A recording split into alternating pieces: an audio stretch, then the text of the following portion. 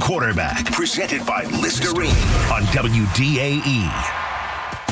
The home of the best Bucs coverage. We are 95.3 W237CW Pinellas Park, WRUB HD3 Clearwater, and the mighty AM 620 WDAE St. Petersburg, an iHeart radio station. It's time, man! The stage is set! Welcome. Welcome home, baby. I like this kind of party! Putting the fun in dysfunctional. Yeah! Each and every weekday morning, the Pat and Aaron Show. Is it a little too early for being that loud? Good morning, Tampa Bay. And here we go. Now your hosts, Pat Donovan and Aaron Jacobson. Good morning, goons. Welcome to the Pat and Aaron Show, 95.3 WDAE and AM 620. Coming to you live on an NFC South victory Monday for the Tampa Bay Buccaneers. And I'm Pat Donovan here at the studios here in Feather Sound. Aaron Jacobson, on the other hand, it's reminiscent of Safer at Home Radio, live from the palatial Jacobson loft in downtown Tampa. How are you, man? He's got the cove still. I do. I feel fine. I mean, I feel better, you know? COVID's a weird thing because this is the first time I've got it. Do you have your taste back yet? No. I mean, okay, so what I did yesterday, I've been doing this weird thing, and I think I remember you did this. That's not new. Yeah, I know. I think I remember you did this. You were just like eating things that you never would eat because it didn't matter. You didn't do that? No. All right. Well, I did that. Yesterday I went to get I got a pub sub. You told me you were eating jalapenos. Yeah, but yesterday, you know what I hate? Black olives. Yeah. I got a sub, and I was like, you know what? I get jealous sometimes when I see people. Victory Monday, we'll get into it. Big win for the Buccaneers. I see people, I get jealous when they load their sandwich up with all this stuff, and I'm like, I want to like that stuff. Yeah. You're jealous of stuff you don't like. So I just said, give me everything. I did everything. I'm talking every pepper you could imagine, onions, spinach, it was pickles, dill pickles. And I ate that sandwich, and I got to tell you, I don't know if it was good, but I ate it. You don't know. I bet it was pretty good. I can't taste it all. The Buccaneers were just good enough yesterday. It was argida is a word that I think comes to mind for a lot of people. It was not the most fun I've had at Raymond James for 3 quarters. It was not the most fun I've had at Raymond James Stadium this season. Pat, can I ask you something? No. Did you ever feel at any point, and I know we've been through this earlier in the season, even when they were down double digits, did it feel like they were going to win that game? Because I felt like they were always going to win that game. I felt pretty good about their chances to come back, but the game felt, I don't know if gross is the word. It just didn't feel good, right? And some people right away, like I was getting tweets from people when it was, I think, 3-0 that were like, oh, they don't look good. I'm like, well, hold on. Like, the game just started. And the first quarter was terrible. I mean, they barely touched the football at all in the first quarter, even though at the end of the day, it was only 3-0 towards the end of the first quarter. I think they tied it before the first quarter was up. But, like, they barely touched the football at all in the first half. I mean, the way that the Saints controlled the football, it was a frustrating game as a Buccaneer fan because, A, the offense wasn't doing all that well when it was out on the field, but B, that it just wasn't on the field that much, which is, I think, what lends to it's tough to build the kind of momentum within a football game that this offense has had so many weeks. They only scored under 20 points one time all season long, right? So they found a way, and they found a way yesterday. They ended up with 27 points. They even, and what a moment at the end of the game, Aaron, right? I mean, that was so cool. And we talked about this in the post game. How many times, and this is what I love, you know, Tampa Bay gets a bad rap when we talk about that because of sometimes the way the Trop looks and the opposing fans that are at every single game and some of this nonsense. But this is how dialed in people were yesterday. The game was over, right? The game was absolutely over, and it was pretty crazy because Mike Evans comes back out, gets that catch. Every single person on the field, every single person in the crowd, everyone knew what that moment was and went absolutely nuts. And it could have been that everyone was walking out the door because they realized that the game was over. I tweeted out right when it looked like when the Bucs were going to get the ball back with 35 seconds, whatever it was. It was like, do you risk it? I tweeted out, do you risk it? And do you get Mike the 1,000? And Pat, you say it was over. And it was, but that's an 8-point game. And if somehow, some way, you throw a pick six there, that could be a tie game and going to overtime. And by the way, Carolina-Atlanta went to overtime. Carolina eventually got it done and took care of business. So either way, the Bucs were getting into the playoffs and winning the division. But you didn't want to chance it. It was unlikely. You better make that play. No doubt. So you have to. When I say the game is over, right? If the Bucs come out and put a knee on it, the game's over. If you're a Buccaneer fan, up 8 points when you get the ball back there with next to no time on the clock, you in your mind you could have and then my point was that they were so engaged they knew what was going on and that Mike needed that catch. If you're not that engaged, you're walking out the door because you think they're putting a knee on it and then it's over. Because I even asked Mike after the game. That was one of the things I asked him about. He actually was like, "Oh, it was over." I was like, "Well, it wasn't," because I said to him, "This was a 1-score game when you guys went out there and did that." But every guy in that locker room wanted that to happen. Like, what does that mean to you? That everybody in there were like, they were willing to take that risk. And I even asked them that. I said that they were willing to take that risk. It was a risk. I wonder what Bucs fans, the majority, were feeling. Because, Pat, I'll tell you, I was feeling at that moment, I knew the risk. But it was like, you're 5 yards away. There's got to be a play. Liam Cohen's got to have a play. And by the way, beautifully drawn up play to get him that ball and make sure it's a safe play. And really, if anyone's only going to catch it, it's going to be Mike Evans. So really the perfect play for it. But I think that the majority of us, even if they threw a pick six, if you were being honest with yourself, the majority of Bucs fans were thinking, get him the 5 yards. Get him that one reception. Get him the 5 yards. Only the worst. Only the worst fans didn't want it to happen. I wouldn't say that. I think the most safe fans. I think fans you're safe. the worst if you're that soft. I'm not that guy, but I understand. Listen, it was a really cool moment. It was really, amazing. Really cool moment. It was awesome. Do you think, and we'll have some audio we'll get into from Baker Mayfield in just a little bit here, but before I want to ask you this, Pat, when Bucky Irving scored that touchdown, what do you think's going, the honest assessment, because they had the cameras on Mike. Ultimate team guy. What do you think's going through his mind? Oh, dude, he taled about it after the game. He was like, I hope we get the ball back. Like, he thought in that moment, like, he's like, I hope we get the ball back.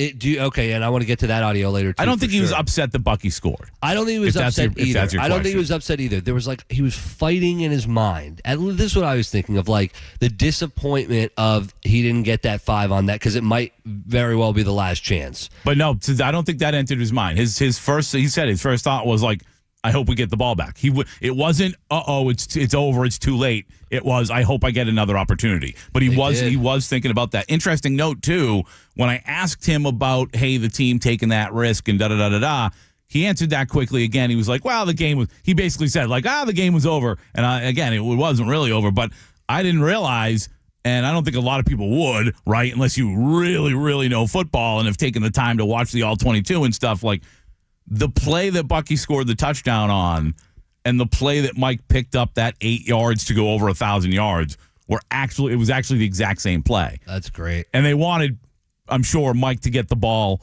in the end zone. I mean, I imagine him putting him over the 1,000 yards with a touchdown. I think that play was designed to go to Mike there, and they just covered it well.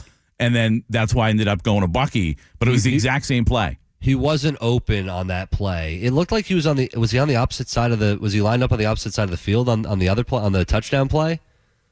No, I think he was lined up exactly the same. All right. Because remember, Bucky went right for the touchdown. Okay, yes, that's right. And the ball went to Mike Evans on the left on the last play. And listen, on the touchdown, like there was an opportunity. It looked like maybe it was earlier. Mike got free, but you got to go with the right play there. And how about? I mean, we're going to get into it. There was so much bad from yesterday, but so much good. The Jalen McMillan two plays. The 4th down play, massive, unbelievable, gutsy call. 4th down, you go for it. I mean, listen, we say a lot about Todd Bowles. You could have punted there. You could have played defense and got the ball back. You went for it. That was a ballsy move and could have very well saved the season if Atlanta had gone on and won that game. No doubt about it. And think about, to your point about Jalen McMillan. This is a kid that early to mid part of the season, the discussion was like, hey, he's clearly not there yet, right? And he clearly isn't on the same page with Baker Mayfield yet. And the trust for Jalen McMillan and his ability to make plays like that certainly wasn't where it is today. What he's done was 7 touchdowns in the last handful of games. Like what he's done here at the end of the season, the player he's become for this football team has really been remarkable in comparison to where it looked like his rookie season could tail towards maybe even being a little disappointed based on what our expectations were coming out of training camp. And instead, towards the end of the season, he's been absolutely money for this football team. The touchdown catch was incredible. Pat, that's not a penalty, man. That's not finger guns. Hold on. It's a first down thing. Disgusting, Aaron. Disgusting. Listen, if you want to, I hate the call like you, dude. It's a stupid call. I loved him trying to show him my fingers are taped together. I wasn't doing a gun. My finger. Todd Bowles is like, they don't know your fingers are taped together, dude. But regardless, listen, I know it's a rule. You can't mimic a gun. Obviously, I think we all knew he was calling the first down, except for one idiot referee. But at the same time, like if you feel like you need for some reason to make that call early on in the game to make a point of don't do that, that's one thing. But in a critical moment, and then to sit there and try to make it 1st and goal from the 24, Idiots. I've never been more livid in the press box. I mean, I've just, I was so pissed off. I was like, this is some absolute, you know what? Like, God, I think it was Blandino on the call who was helping out on the broadcast. Well, I was in the box, so I didn't see any of that. Yeah, and he's like, get me down on the field now. He's like, Really? I'll tell them right now what it is. No kidding. That's Yeah, fine. I mean, it's so obvious it wasn't. It took so long for them to figure that thing out. And you're right, in a crucial moment, at a crucial point for a division title, it's insane. Don't tell Blandino, but I've always been more of a Mike Pereira guy. Yeah. Mike Pereira is the man. Mike Pereira used to be the head of officiating for the NFL. I don't know if that makes you the man or the opposite of that. I don't know, but I've always liked Mike Pereira. But that was, I thought if you felt like you had to make that kind of call, even though I'd still totally disagree with it and say it's nonsense, if you felt like you had to make that call early in a game to make some kind of point, whatever. In that moment to make that call, I thought it was disgusting. Yeah, I agree completely. Pat, I have a question for the Goons. I know we're going to take a quick break here. 82945, start your text with DAE. And Pat, you can answer this too, Casey as well. Can I take the Keurig? I only have Keurig. I've run out of coffee grounds. I only have the Keurig, but I don't have a Keurig. I have the regular old school coffee pot. Can I just empty what's in the Keurig into like a filter? Do like a couple of those? Of course, it's the same thing. It's the same thing, right? I would think that's, yeah, I think that would work. 82945. You should do a whole like social media video on your dissection of the K-Cups and making it into a whole pot, and I think it would be a social media hit, Aaron Jacobson. All right, I'll do that. I'll do that for everybody. For everybody. Yes. The Goons want it. They want to see your K-Cup dissection this morning. I believe that wholeheartedly. Seriously, I want a video. I want to see a video. What's going on? And we'll get into incentives as we get on here today because I'm sure we'll get that in the top headlines. A lot of people got their incentives, Donovan. And some people didn't. Some people didn't. Some people didn't. Some people got sat. Well, that's what happens when you work for some people. Unbelievable. I mean, I've never thought Jerry Jones was cheap. I almost feel like he didn't know. All right, we'll get into that. We've got a lot to get into in today's top headlines and a lot to get into during a Victory Monday, and a very special Victory Monday because it's an NFC South Victory Monday. The Buccaneers heading to the playoffs. Sunday Night Football against the Washington Commanders. It should be very interesting.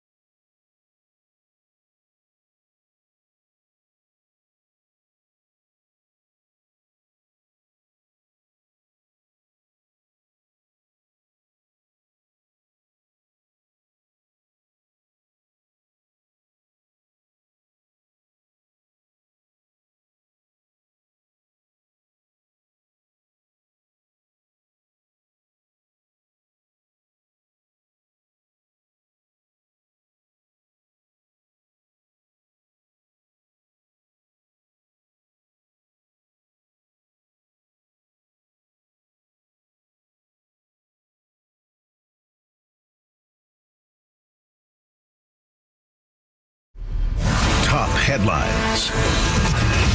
Time for today's top headlines presented by Mark Spain Real Estate.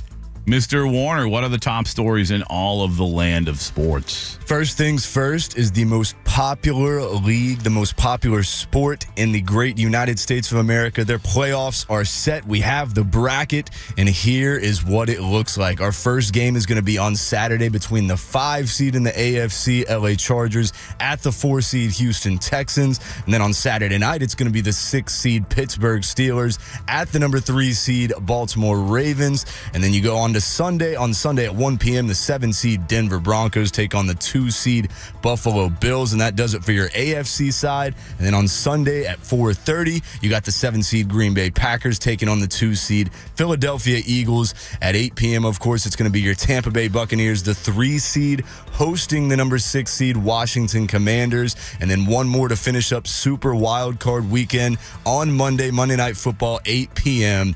You got the Rams hosting the number 5 seed Minnesota Vikings. It's set, it's beautiful, and I can't wait for Super Wild Card Weekend. I'll be honest with you, Saturday to me is not super intriguing at all. Like that, I watch the games, and I just don't think that they look like great games to me. I think, although Pittsburgh and Baltimore, we'll see how that one goes. I was wrong the last time when I thought it was going to be close. But what I love about the way this plays out is Green Bay and Philly being before the Buccaneers on Sunday.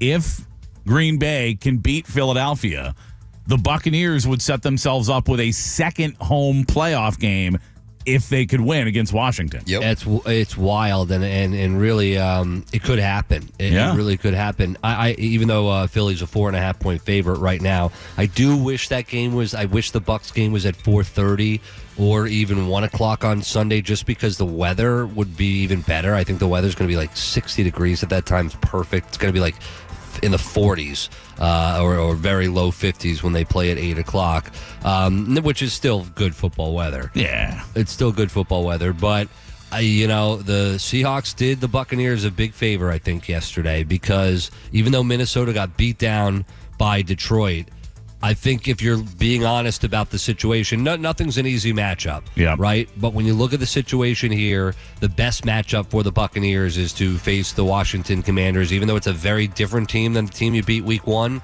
it's a good opportunity here in the playoffs, better than Minnesota or Detroit. I agree with you that the path is more palatable to go through Washington than either of those NFC North teams, and of course it would end up being Minnesota. But at the same time, I think that opportunity to have potentially a second home playoff game, that's to me what makes it an even bigger deal, because it really sets you up to potentially have a decent run to the NFC Championship game, and then you never know. You never know.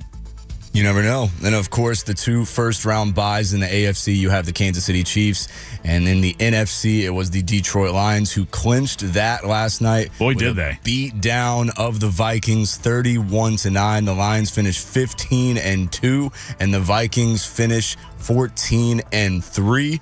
And with that, Sam Darnold did not look good at all last night. He was 18 of 41, just 166 yards through the air, no touchdowns. He was absolutely under pressure all night from an injured Lions defense who looked very good, although they're battling more injuries. Starting quarterback Terrion Arnold went down last night. He was carted to the locker room. He's going to be questionable, so good thing they have that first-round bye, because the Lions just keep getting more injuries, more adversity, and they keep finding ways to win, though. Absolutely awesome performance by Jahmyr Gibbs last night. He had 23 carries, 139 yards rushing, 3 touchdowns, and then he added an additional 31 yards receiving and another touchdown receiving. 4 total touchdowns. It's going to be hard to beat the Lions for anybody if they're playing like that offensively.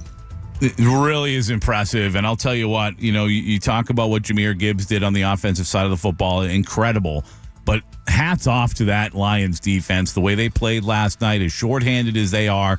And look, I think Aaron Glenn was a guy that was already somebody that was going to be potentially up for a head coaching job, and when you look at what he's done to try to hold things together with that defense, with all the pieces they have missing at this point in the season, I think it's only elevated him as a candidate. It's why, though, when we go back to Gibbs, it's why it's so important now to have at least multiple threats in the backfield on your roster, because you lose Montgomery and you think, all is lost. Well, no, you got Jahmyr Gibbs, who's incredible. I don't know if the Bucs lose Bucky. I listen, Sean Tucker had some good moments yesterday. Rachaad White is, I think, who he is. I don't feel as confident that the Buccaneers would be able to stay stabilized without Bucky. He's such a game changer. Yeah, I think the drop off between Montgomery and Gibbs, I don't even know if you'd say that there is one. I think those guys are equal as backs. And they're Different both kind of backs. Yeah, they are. But also, like, you've still got a really dynamic back without either one of those guys because the other one is so dynamic. Yeah. At the end of the day, Bucky Irving to me is special, and when you lose that, it'll change your offense completely. And we saw it yesterday. Rachaad White didn't have a carry. Bucky Irving is the bell cow, and I think you know what I almost think, and we might look back at it as a brilliant move. I almost think that they knew that would be what it was going to be, and that was maybe the plan all along. That like, hey, come the last couple weeks of the season and into the playoffs, Bucky's the guy, but let's keep him fresh until then. Might work out. That would be a smart move if that was the case. So we're talking about contract incentives here. Not a game. Not a game. Contract incentives here to wrap up top headlines. Of course, Mike Evans with a big one. $3 million bonus for crossing the 1,000-yard receiving threshold yet again. And in addition to the $3 million bonus, he cashed in a $666,666 bonus for finishing in the top 10 in receiving touchdowns with 11. So how about that for your boy Mike Evans getting it done yet again? And then Geno Smith cashed in $6 million. Geno! Yeah, he went down with an injury at the end of that Seahawks game yesterday against the Rams. The Seahawks, of course, out of the playoffs, but Geno Smith cashing in $6 million by reaching...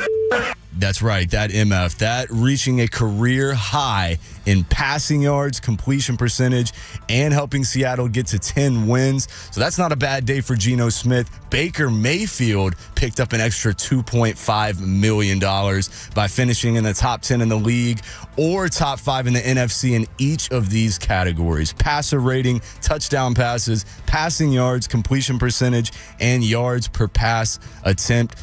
Each of those were $500,000, totaling out to $2.5 million. How about that for Baker? When you have a team that accomplishes their goals and goes to the playoffs or wins a division like the Bucs did, it's got to be a pleasure for the Glazer family and everyone, in the front office as well, rooting for those guys to get that extra bonus, right? It's got to be a pleasure after watching Baker be a top 5 quarterback all season long to go get your extra money. Mike Evans, what you've done for the community and for the organization this year and every year, go get your money.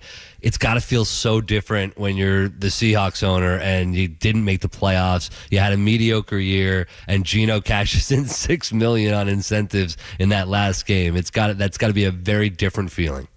I will agree and disagree to an extent. First of all, I don't know if anybody likes writing that check, which is why I was surprised to hear you say that it's a pleasure for anybody. But at the same time, the Seattle Seahawks, I don't think expectations were super high. First year under new head coach Mike Macdonald. They won 10 games. They went 10-7. They had the exact same record as the team that won the division, and they didn't even lose. Like, the tiebreaker wasn't even strength of schedule. It was like strength of victory. I mean, they lost by the slightest margin, a division that is usually very tough. I know the San Fran had a fall off this year and stuff, but to me, overall, the Seattle Seahawks exceeded expectations this year, even though they fell just short of the playoffs. Same record as the Bucs too. I think when you look at that roster, I don't think you can be disappointed in what they did. You're right. Guys, but one's going to the playoffs and one's not. Let it be known that your boy had the Bucs at 10-7 in our preseason predictions. I'm looking at it right here on the wall. What did I have? 11-6. Y'all both had 11-6. I had 10-7. Should have been 11-6. It could have been better than that. Could have been worse than that. That's NFL football for you, man. It's always a couple plays. The Keurig coffee thing. I'm an idiot. It's just ground coffee and a Keurig thing. What did you think it was? Aaron overthinking something? Could that ever be a thing that happens? I don't know if this is overthinking. I don't know if that's... I did overthink it because I didn't want to waste the K-Cup if there was nothing. If it was just like maybe I was looking for a notice on the K-Cup to say you shouldn't use this as ground coffee. I'm an idiot. If overthinking led you to not be sure that what's inside of a K-Cup is just coffee, that's concerning. I'm going to start underthinking. You might want to. Listen, it's worked out for me. Right? It has, and you're doing great. Yeah, For the Pat, most part. I know one place you don't have to overthink it. Oh, listen to you. Mm-hmm. You don't have to think it at International Diamond You don't Center. have to think Jacobson. it. You don't have to think it. You don't know. You don't have to overthink it. You don't have to underthink it. You don't have to think it at all. You let them help you. That's why they have non-commissioned experts. And Aaron, if you can't believe it, I can't believe it. 2025 is already here, and a new year comes with new hope, new optimism, and a time to start fresh and look ahead. At International Diamond Center, they're so excited to be part of your special moments in the new year. They've expanded their selection for this year. IDC's diamond inventory has never been better. All sizes, all shapes, real, natural, precious diamonds at the best direct importer prices. And it doesn't stop there. IDC is showcasing all the new styles and trends in engagement rings and fashion-forward jewelry inspired and created by the world's premier designers, I should say. No one has more fashion-forward jewelry than IDC. Yeah, and don't forget the Swiss watch collection. It's mind-blowing with a fabulous selection of pristine, pre-owned Rolex watches as well. So check it out as you look ahead and plan for a new year. Remember, International Diamond Center, locally owned, internationally connected, with a staff of non-commissioned experts who are going to guide you every step of the way so you can buy with total confidence. Welcome to 2025. Let IDC help you celebrate what matters most in the new year, your love, and check them out in Tampa, Clearwater, Lakeland, and Sarasota. ShopIDC.com. When we return, we've got a lot more to get to on this Victory Monday when it comes to the Buccaneers and getting by the New Orleans Saints. Let's be honest.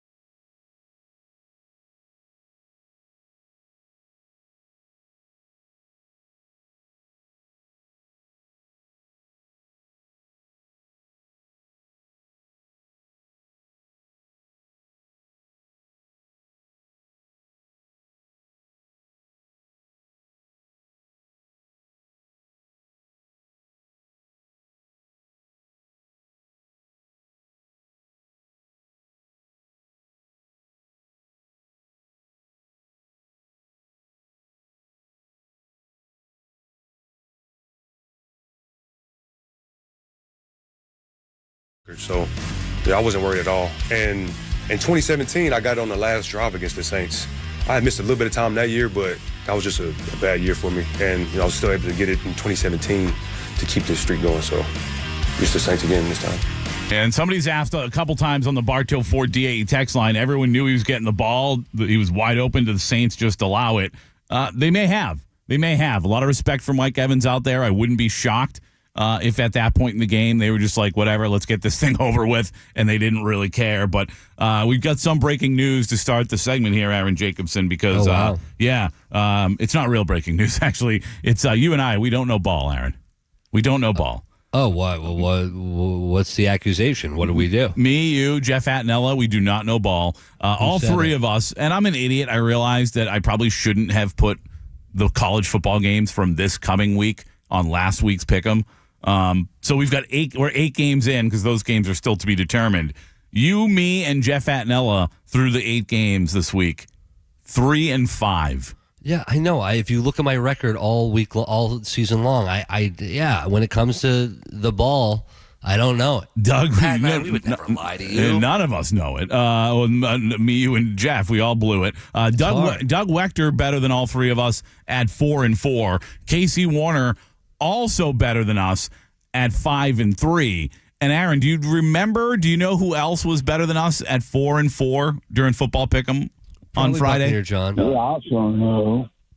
Buccaneer John, the man of the hour, buddy boy. Yeah. How about them Bucks, man? How about them Buccaneers, buddy? Fire 'em. I told you guys are going to go, and you don't believe me, Aaron. Aaron. Why me? It's always you, Aaron. It's always you. I do believe you. I believe yeah, you. right. I believe you. You don't believe me. I do, and you did great on Pick'em, Pat. This is my first bad year. I've been great in other years. I have one Pick'em pool that I'm like, I have a good record. I don't know what's wrong with me. Yeah, you've been really bad, on our Pick'em this year. You're going to be 20 games below 500 by the end of this week. I have COVID, man. So, do you think that hearing Mike say that, and I know people are going to get annoyed with me. Whatever, people. All right, I just think of these things and I say them, and I know it doesn't matter. Hindsight, Mike got it. Okay, I know that, but for the sake of the conversation here, you just heard what Mike said. He's like, I know I was getting the ball. I knew it, and then he looked over at Todd and Liam, and he's getting the ball. What if he looked over at Todd and Liam and they were like, "Hey, we're gonna run it out. We got to win this football game. We got to win the division." Do you think Mike's upset? Do you think Bucks fans are upset? I think he's bummed, but I think Mike's too much of a team guy and too much of a good guy to actually be like mad or upset with people about that decision. I think he would totally respect the decision. I mean, we're talking about a guy, and I tweeted this out yesterday because it really just struck me as impressive. We're talking about a guy who, as he noted, it was his first time at the podium after a game. Usually we just talk to most of the players in the locker room, and we get Todd Bowles and Baker Mayfield and sometimes one other guy at the podium. Mike's like, I think this is my first time this year. He started this press conference at the podium, which was supposed to be about him getting his 1,000 yards and being this historic player that he is. And still the first comments he made were about the victims of the terrorist attack in New Orleans. So I just think he's who knows, but I think he's too much of a team guy and too much of a great guy that he'd be angry or upset with anybody. I think Bucks fans would be more frustrated than Mike. Yeah, well, listen, and we heard Baker Mayfield say how he had been thinking about it more than Mike, right? So I think a lot of people really cared, and you could tell by the reaction by his teammates, the reaction by everyone in the crowd, as we talked about at the beginning of the show. Like, everyone was dialed in and really wanted him to get it. And I mentioned to you earlier, I asked Mike about the fact that it was only a one-score game, and everyone in that room was more than willing and happy to take the risk to make sure he got that record. We felt like we had it won. It was the play call was so good by Liam. That was actually the play that Bucky scored on. We was gonna run that play again in the red zone to get the 5. But Bucky's just so good. He made a play. Baker found him, and he scored to give us the lead. But shout out to my teammates and coaching staff for making this possible. Yeah, and Baker as well was talking about, what was going on that specific play, and what he thought about after, because I thought that was interesting, Pat, as well. The perspective, not just of Mike, but what was Baker Mayfield thinking in that moment, too. We won the game, great, but now I'm going to be the guy that didn't get the 1,000 yards. So now he's going to have to play 11 more years after that if we weren't going to get him that. So, no, but it was obviously most important thing is winning. All jokes aside, most important thing is winning, but you have a little second on the sideline there to realize that you're that close to it. And God is great, got us the ball back, defense got a stop, and so we were able to get one more play to him. It was incredible. And by the way, for people that might be wondering, that word was synonymous with poop, the word that he used to start that sentence. Who was that? Who was yelling, Come on. 5 more yards, just 5 more yards?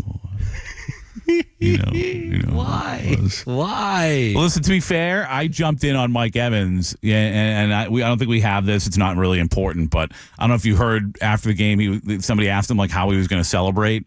And he goes, you know what? I think I'm going to go to the casino, probably bring my family and go play some blackjack at the casino. And I thought he was wrapped up, and I kind of interrupted him. But I was like, well, now you're going to have a bunch of Bucs fans follow you over there. And it's funny because Mike goes, oh, it's all right. They can't get where I'm going.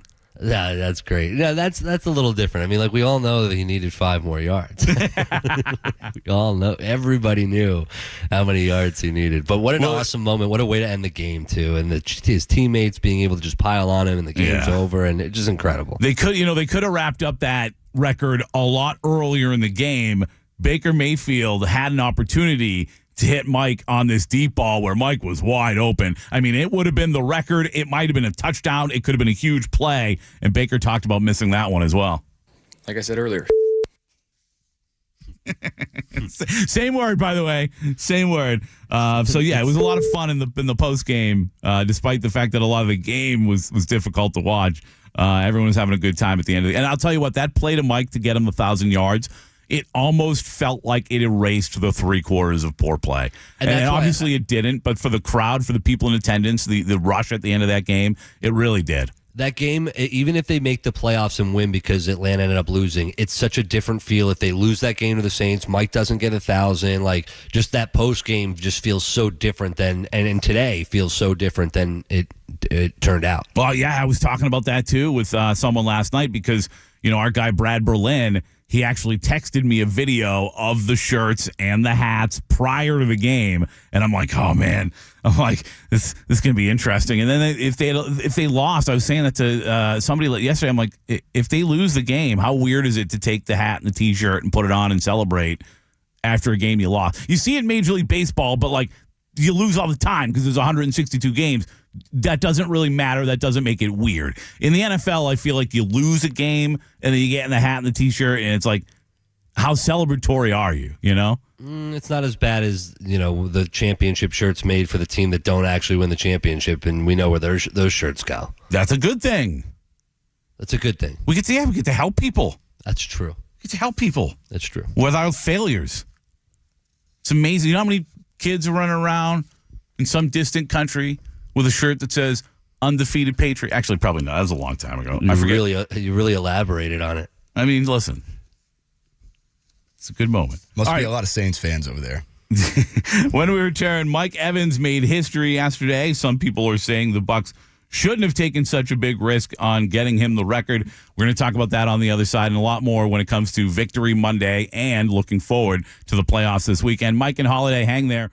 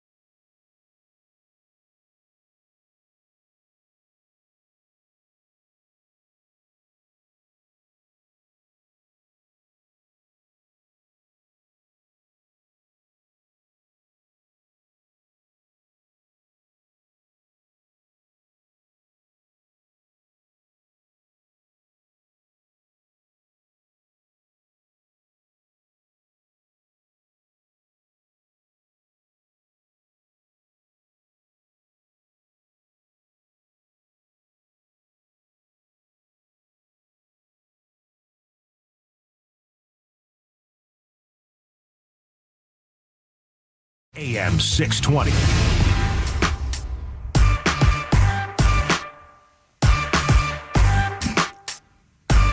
Pat Aaron, 95.3 WDAE and AM 620. Aaron, I'm trying to be cool like you and do the TikTok. And I just did a video, one of those green screen video. I finally figured it out, the green screen video like you. If you're watching on the interwebs, this is what I was trying to do. I came up with a very cool graph to show the people. I don't hear my voice. Somehow music immediately appeared. I get rid of the music. Yeah, that's annoying. Yep. You got to review it. I don't. All right, yeah. Well, that's for a different time and a different place. Buccaneer win yesterday. Sunday night football. A lot of people are nervous. They haven't won in prime time in a while. But let me remind you, they did win on Monday Night Football in the playoffs a season ago. So don't jump off the bridge because the Bucs are playing on Sunday Night Football. I know it's not ideal, but I think it's going to be an exciting game at Raymond James Stadium. More nerve-wracking than the time is like they got to just play better defense from start to finish. You cannot play such soft coverage. They need Antoine Winfield Jr. back. They need Jamel Dean back. Like they're very shorthanded, and I don't see the unit that was out there yesterday doing a whole hell of a lot better against Washington. I'll be honest with you. The end of the first half was a joke. That soft coverage where they gave up that field goal at the end of the half was an absolute joke. That should have never happened. You're going to have to either get some guys back or just outscore people. And that's the reality. Let's get to Mike and Holiday. Mike, good morning. Morning, Pat. Morning, Aaron. Aaron, hope you're feeling better from over the weekend and everything. Glad to hear you back. Thanks, man. Appreciate it. Absolutely. So I really got to say, it's great for the ending that they were able to give Mike Evans the ball at the end right there and everything. And I even said to myself, Irving gets the touchdown. Defense, this is your time to shine. Give Evans a chance. And once they got that fourth down stop, I'm like, all right, here's your shot right here. And I was just very happy that the coaches were able to give Mike the ball at the end right there. And it's just a great fitting way to be able to end the season right there. And Evans walking off the field on there and everything, everybody cheering all around, Raymond James still going crazy. It was awesome. But also some milestones about what happened this season. Baker Mayfield, 41 touchdowns, and he passed Tom Brady from 2020. And he was the only two, if I remember right, the only two quarterbacks in franchise history with over 40 touchdowns. That's pretty impressive right there. Great company, too. You got Bucky Irving, who goes over 1,100 yards rushing. And if I remember right, I think he's the second rookie in running back history behind Doug Martin to get over 1,000 yards. And then, of course, we already know about Mike Evans. Jalen McMillan really came on in the second half. 7 touchdowns in his last 5 games. And that impressive last touchdown he had, oh, my goodness. Who else can make that catch right there, at least? It's just amazing with how he was able to keep control right there. And then if you look on the defense side of the ball, you got Vita Vea with 7 sacks, and he's going to the Pro Bowl, and that's a career high for him. Levante David, doing what he can. I think he had 5.5 sacks overall. He did have an interception, but the defense. Mike, I don't want to be rude, but we don't need an entire update on everybody's stats. You got a take for us? Well, I liked it. I liked it. Right. Yeah, Fantastic. Well, then I'll tell you what. Then I'll tell you what here. At least a couple final ones. Chase McLaughlin, great again in the kicking. But here's what I'll say: the unsung hero of this whole team right here is going to be Anthony Nelson. If he did not force that fumble against Chuba Hubbard, we might be talking a different outcome right here. You're right. Good point. Same thing as Antoine Winfield Jr. from last year. Similar. How many field goals did Chase McLaughlin have this year? How many did he hit? I'm trying to remember. I was looking last night. I think it was 30. I was asking Mike. 30 as well too. Yeah, I think it was 30, and I think he may have missed maybe 2 or 3 this season. But you know what? That's okay because I think he still hit over 90%. Did he pass from last year? I can't say for sure or whatever. But again, to me, it's just all going back to Anthony Nelson what he did. 30 of 32. 30 of 32 from Chase. Yep. Impressive, guys. That was really impressive. I wouldn't have known that, by the way. And thank Mike, you for the I liked phone call. it. I really much liked it. Awesome. Casey, did you like it? Like I said, Stat Boy, man. Reminds me of the old Tony Reale days when he was Stat Boy. Y'all remember that? Well, listen, maybe we have him, we build a feature around him coming in and reading us stats. I don't know. Stat Boy. Daryl is in Tampa. Daryl, good morning. Good morning, Stat Boy. Yeah. No, I'm not going to go there. But welcome, good morning to everybody. And I was thinking, watching the game last night and remembering this tendencies, and I tell everybody we've got to overcome our tendencies, and some things we did overcome. Didn't we lose the coin toss yesterday? Yes. Yeah. And see, when we lost the coin toss, somebody said, this is our record, blah, blah, blah, blah, blah. Daryl, that's not a tendency. I mean, a coin flip's not a tendency. Well, hold on. No, hold on. You may not realize this. I don't know if a lot of people realize this. Do you know yesterday was the first time this season the Buccaneers won after not scoring first? Mm-hmm. Yeah, I did know that. They were nearly perfect yes. when they scored first, but they hadn't won if they hadn't scored. So that makes the coin flip kind of that's more of a tendency. The coin flip could lead to that for sure, but that's more of a tendency than a coin flip. That's just chance. Listen, if you're going to defend the last guy, I'm defending Daryl. That's how this is going, what's dog. What's going on today? Well, what I wanted to say was being in prime time. Yeah, we did win, but I mean, I come from the tendency of people say, "Well, practice makes perfect." No, perfect practice makes perfect. Todd Bowles, you've got to examine what you're doing. It's not, well, I got to get my head down, I got to grind. No, you got to think, what have we been doing in prime time that's causing us the majority to lose these games? Why did we lose at Dallas at night? Why did we lose at this game at night? Why did we lose at night this game? All of them. They're 0 for 4 in prime time this year. Yeah, we're probably going to have a soft secondary going into this game. We've got to do something. I think you got to be aggressive offensively, Daryl. That's right. We've got to thank God we got Bucky. Thank God we got the other wide receiver who's coming alive. Jalen McMillan. We're not going to have Chris Godwin, but we got Mike Evans. You know they're going to double up on Mike Evans and stop him. So we've got to re-examine. We've got to have perfect practice makes perfect, and we've got to utilize the other weapons that we have more smartly, more aggressively.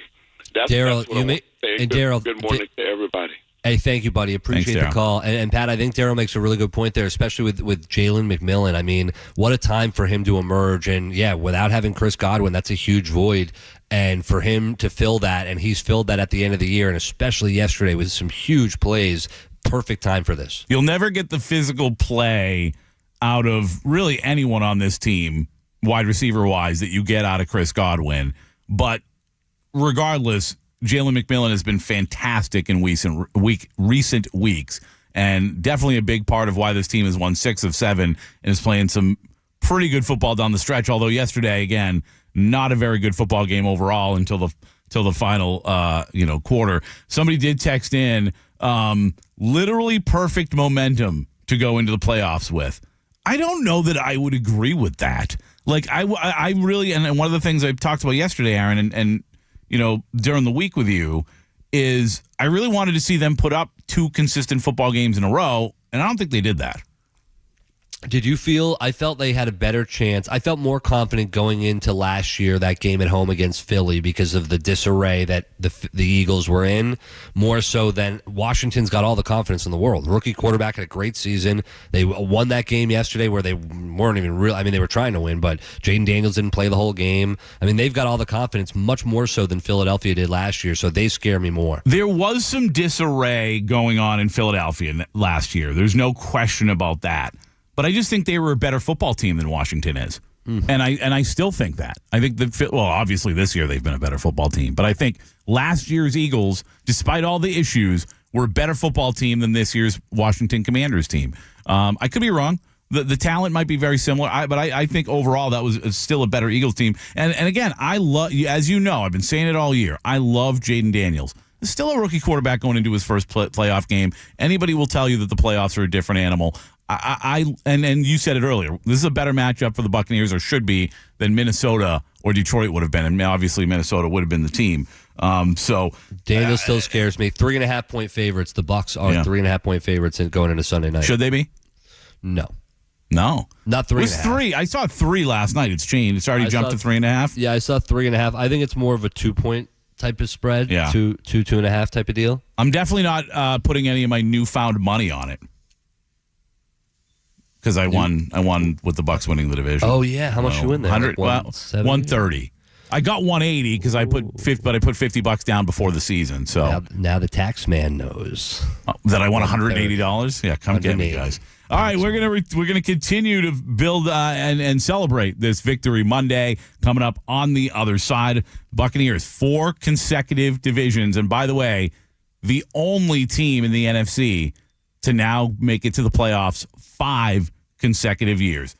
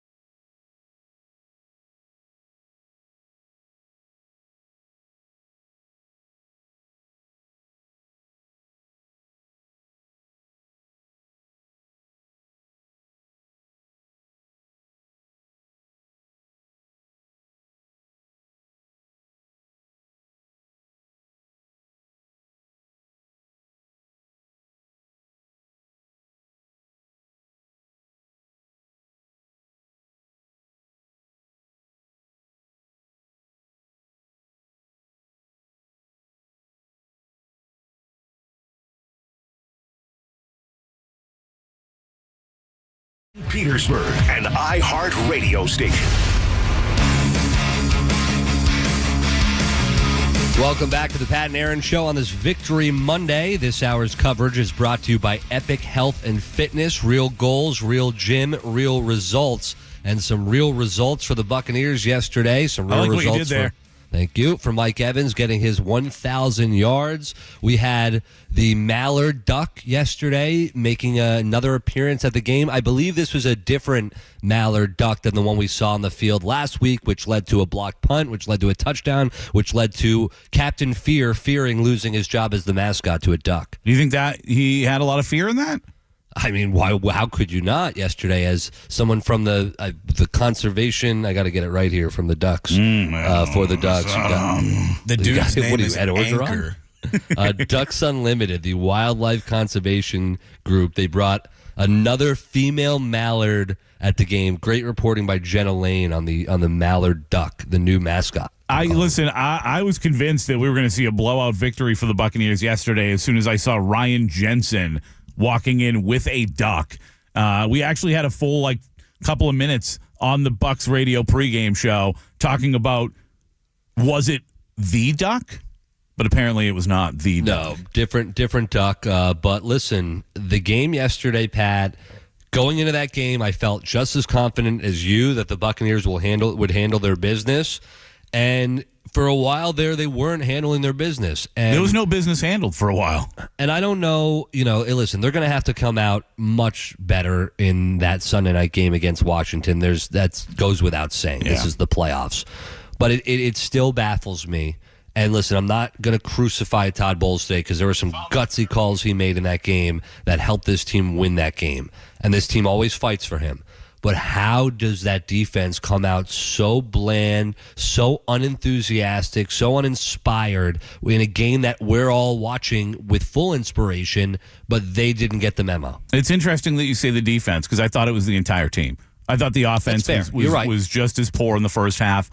They couldn't really get anything going. I think they had almost 200 yards of offense, and the Bucs had 44. I saw a graphic like that early in the game. I was unimpressed with both sides of the football. You're right. Baker had one of his worst halves, I think, in that first half, without question. And you and I agreed that I don't remember when it was, but that ridiculous 3rd down and 1. A designed run to Baker was the worst call that Liam Cohen's made all season long. Insane. That was the second half. That was when they were rolling. I don't think it was Liam's best game. I don't think it was anyone's best game for the most part. Defensively now, I'm not happy with what happened. I'm also not unsurprised. If Todd Bowles has taught us anything about what he does defensively, he has taught us, and this year has been over and over again, we've gotten an example of this. When he does not trust the people in his secondary, he gets very vanilla, and he does not do a lot, and just doesn't bring any kind of some blitz packages, but overall not the kind that you see when he's confident in what's going on back there. You're also you're not going to play a lot of man coverage. You're going to play a lot more of this soft zone, and it doesn't work. And I'm not happy about it. So I'm not trying to use it as an excuse, but it's kind of like, we know who they are, who we thought they were. But week 18, I understand, and I totally get what you're saying. The soft coverage, it's something we've seen. It's been a theme of the year. But missed tackles and poor tackling, that's something I expect to see week 1, week 2, maybe week 3. That should not be a consistent theme in week 18. And that's something that, whether they have to practice it more, the tackling. What do you mean? You can't practice tackling. You're not even allowed to. That's why it's piss poor all season long. And the Bucs aren't alone, right? And it's been really bad for this team this year. So again, I'm not making an excuse by saying it's everywhere, but it is everywhere.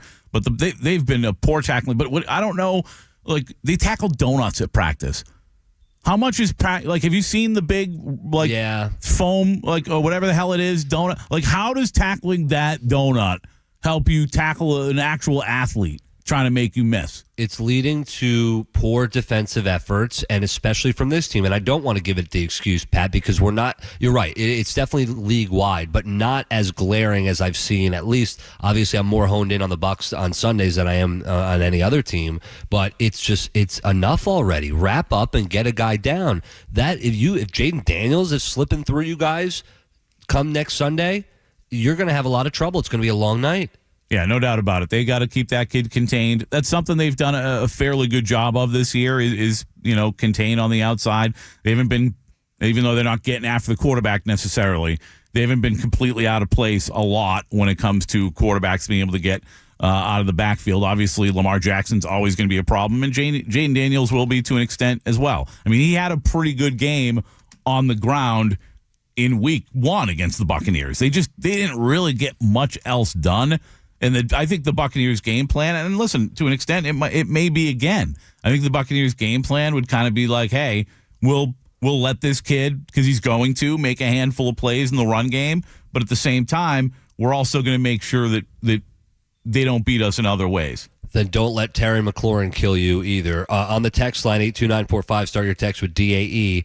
Aaron only criticizes the defense and ignores the offensive miscues and penalties. Now, listen, the penalties were a problem yesterday, and they've been a problem at times. On the offensive line, Bredesen, I really enjoy the season he's had, but he's got to clean up those penalties for sure. And I saw some that could have been called too. I saw one on Graham Barton that I thought could have been called, but that's neither here nor there. Did you see Bredesen after the holding call? Yeah, he knew right away. If you know right away before they even announce who it's on, if you're starting to complain and defend yourself, you've done too much. Jay Retcher said to me, like, the second it happened, like, before, I think the flag had been thrown, but before anything was announced, he's like, holding $68. If Jay Retcher can see it from the press box, like, dude, you did it. Yeah, exactly. But, the reason I'm more critical of the defense and the offense is, let's be honest, what has been the engine all season? Why are we here at this point now? It's because of what Baker Mayfield, Liam Cohen, and this offense, Bucky Irving, what they've been able to do. That offensive line, even though there are a lot of penalties, they've been tremendous all season long. So, yeah, I'm definitely a more critical towards the defense. And that same text from the 727 said the defense in the second half has given up 9 points in the last 5 games. The negative spin is exhausting. I would love to see them turn it on in the first half and not wait for the second half to have to really clamp down. No doubt about it. You want to see them play a much better football game. Although I will say that you have to give Todd Bowles some credit because, again, he's got a defense that's missing a ton of pieces, and they came out and they're playing poorly. And then he's clearly made adjustments that have made the team a lot better and the defense a lot better in the second half. And that's something that at times we've really criticized Todd for, is not making adjustments. So when he does make them, I think we do have to give him a little bit of credit. Yeah, no doubt about it. But in the Dallas Cowboys game, so you give up 3 points in the second half. What happened? You give up 23 to Cooper Rush in the first half. Poor Cooper Rush. Yeah, and Cooper, I know. So the whole Cooper Rush thing, and we've been talking about incentives. Mike Evans got his incentive, $3 million. Baker Mayfield got some incentives yesterday. But when you look around the league, some guys didn't get their incentives. One of those guys is Cooper Rush. Now, why is this interesting? Because Trey Lance ended up playing yesterday, making his first start for Dallas, and because of that, Cooper Rush missed out on $250,000. Now, he still will get some of his incentives, but he won't get all of them, and a part of that because I thought it was $500 I saw that he missed out on. I think it could have added up to. Yeah, he got 250. It was 500. He got 250,000 because he played over 45% of Cowboys offensive snaps, but he did not get the other 250,000. If he would have started, he would have gotten that. So he got some. He didn't get the other. He got half of it. And Jerry Jones. They just wanted to look at Trey Lance, Aaron. It's only fair that they got to look at the young man before the season was over. Trey looked good for a bit until he didn't look good. Well, it's like a lot of young quarterbacks, right? That's the NFL for you. But Jerry Jones claims he didn't know about the incentive. I kind of believe him. Come on now. Dude, listen. Come on. You don't know that he made that decision. Dude, $500,000 or $250,000 or $1 million is nothing to Jerry Jones. Dude, listen, again, the guy's a lunatic, but at the same time, sometimes I feel like he gets a bad rap. He's more loyal to his coaches than people. How many Cowboys players have asked Jerry Jones to induct them into the Hall of Fame? I don't know what the number is, but it's a handful. And it's because of the relationship he has with his players. I find it hard to believe that Jerry Jones at 1,000 years old with all the money in the world is like, hey, let's make sure we don't have to pay Cooper Rush another $250,000. To your point, he held on to Jason Garrett way longer than he should have just because of loyalty. Wade Phillips. Wade Phillips, thank you. Wade Phillips, the same thing. And we might say that about Mike McCarthy in a couple years because it sounds like there's a groundswell of support for him. Here was Jerry Jones's quote. I didn't even know about it. Until I read about it. So nothing at all. Those incentives are in there for the team. We put them in there so that if someone is his case, the backup quarterback has to play. He has the financial incentives. So you believe him? I don't know. I don't. You do believe him. I don't. No, I do believe him. I'm sorry. Yeah, you do. I just got I feel like I want to have a Ron Diaz moment, Aaron Jacobson. What's going on? So I just got a message from a guy I haven't heard from in probably a decade. Longtime Washington Redskins and now Commanders fan. Hey, Pat, it's been a long time. Any chance you have a hookup to get cheap tickets for the Bucks and Skins? Ticketmaster is just crazy. No, hold on a second. Hold on. Scalping's the way to go, I'm telling you. He's not asking you directly for tickets. He's asking you for like a... For the hookup. He's asking me for the hookup. Yeah, Guy I haven't heard from in a long time. How long's it been? By the way, wants to go to the game and root for Washington. So for that reason alone, true. Sean, I hope you don't even get tickets. I hope you don't find tickets because I hope Bucks fans end up in those seats. You're a great guy. I'm happy for you and your lovely new wife. Although you're probably married for longer. It's been a long time. How long's it been? It's probably been a decade. Text him and say, who's this? I should. Text him and say, who's this? Who the hell are you, bud? No, just go, who's this? Sorry, got a new phone. Well, no, it wasn't a text. It's a message on Facebook. Oh, well, then he probably doesn't can't even have say my that. number, the son of a bitch. Yeah, just ignore it. Just ignore it. Act like you didn't see it. If anyone is close enough with you, they'll text you. It's not a Facebook request. They're not close enough for that. I'm just shocked a Washington fan thinks I'm going to help him out to get cheap tickets to root against our Buccaneers. It ain't going to happen. It's a ballsy move. Even if he was a close friend. That's like throwing a Jalen McMillan on 4th and long. Speaking of, Mike Evans, he's the receiver everyone's talking about from yesterday, rightfully so. Another 1,000-yard receiving season for him. But how about that other receiver, Jalen McMillan, who really saved the season for the Buccaneers? We'll get into that next on the Pat and Aaron Show. From the Safe Touch Security Traffic Center. This report is sponsored by Cordell and Cordell. Accident on the Veterans Expressway southbound after State Road 54, right around mile marker 18. This has the left shoulder blocked. It is causing some slowdowns, though, but again, no major lane blockage at that location. The rest of the Veterans Expressway in pretty good shape right now.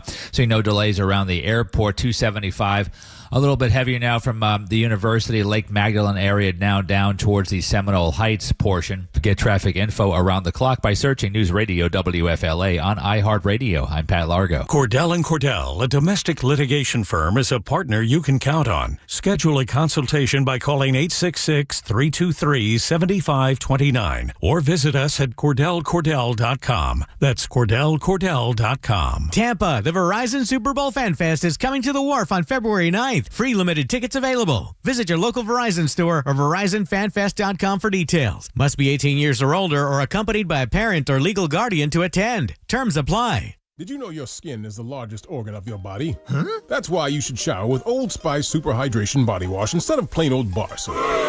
Love your skin by super hydrating it with vitamin B3 and glorious notes of vanilla and shea. Did you know that my super hydrated skin is the second largest organ of my body? The first is my heart. Old Spice. Men have skin too. Old Spice Super Hydration Body Wash. 24/7 renewing moisture. With daily use. I'm John Morgan of Morgan & Morgan. For over 35 years, we've grown by offering our clients more offices, more lawyers, and recovering more than $20 billion. Injured? The choice is easy. Morgan & Morgan. Visit forthepeople.com for an office near you. Adam Schefter here with Vivid Seats. We've got some late-breaking news coming out of the stands. According to multiple sources, Vivid Seats fans are scoring rewards on every purchase and at a rapid pace. Obviously, these rewards are a game changer, and coupled with their MVP-worthy ticket selection, why get tickets anywhere else? Don't drop the ball this season. Shop with Vivid Seats and earn rewards on every ticket. And as the official ticketing partner of ESPN, Vivid Seats is offering you $20 off your first $200 ticket purchase with code Schefter. That's code Schefter. Sweetie, come here. Don't worry. I see a lot of patients with the exact same thing. Ever since the ice skating rink went in next door? Or is it more than Dr. Clark's business is heating up. So many patients need my help. How will I find time to see all of them? They need to hire a scheduler, stat. I need Indeed. Indeed you do. When you sponsor a job on Indeed, it's easier for talented candidates to find it, which makes it easier for you to hire them. Visit Indeed.com/credit and get $75 towards your first sponsored job. Terms and conditions apply. Hey, Mom, I've been meaning to talk to you about some new COVID information I saw online. Uh-huh. I read that 3 out of 4 adults in the United States have a high risk factor for severe COVID-19. And black folks like us with certain conditions like diabetes, heart disease, mental health conditions, or being 50 and older are at high risk. Boy, you sound like a commercial. I'm just saying. I know you love your ginger teas and essential oils, but remember, there are treatment options for COVID-19. I promise if I get sick again, I'll call my doctor to ask about my options. Hey, it's Mark with PG Men's Health. Are you struggling with erectile dysfunction and sick of the pills? We've got a groundbreaking solution that's transformed the lives of thousands of men. Our acoustic wave technology is backed by over 50 clinical studies, including research from Cambridge University. It revitalizes blood flow by repairing blood vessels, all without the need for pills or the worry of side effects. If you're ready to get the blood flowing where you want it, when you want it, call us now. Not only will you get the exam, the assessment, even the blood flow ultrasound, completely free, but for those who call today, we're also throwing in your first treatment free. This is worth hundreds of dollars, and it's yours free if you call in the next 2 minutes. Call 877-755-MENS. That's 877-755-MENS. Guys, it's time to reclaim your love life and put an end to your erectile dysfunction. Call 877-755-MENS. Locations in both Tampa and Sarasota. Call PG Men's Health now to qualify.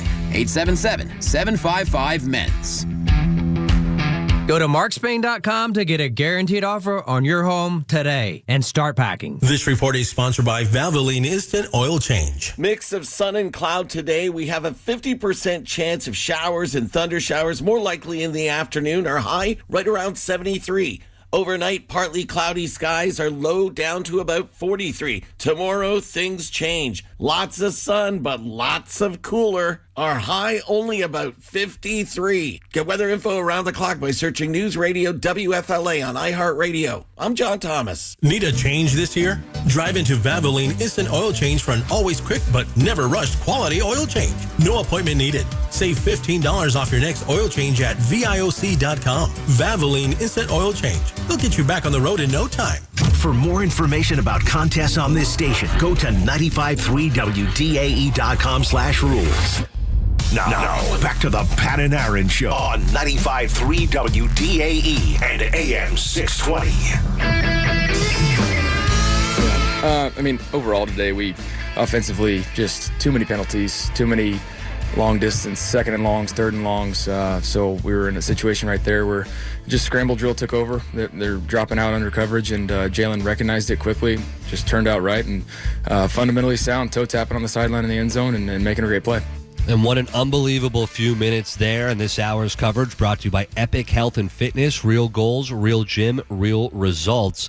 And right there, that was a result that the Buccaneers needed, because you saw a rookie wide receiver, Pat and Casey, who was in a moment where this guy we've talked about him all season long. In a moment his team needed him, backed up, penalties, your 4th and 8 situation there, and just an incredible play by McMillan. And after that, what might be more impressive, Pat, than the play itself, right? Because it is an impressive play, is to get a penalty, which was a dumb penalty, as his fingers taped.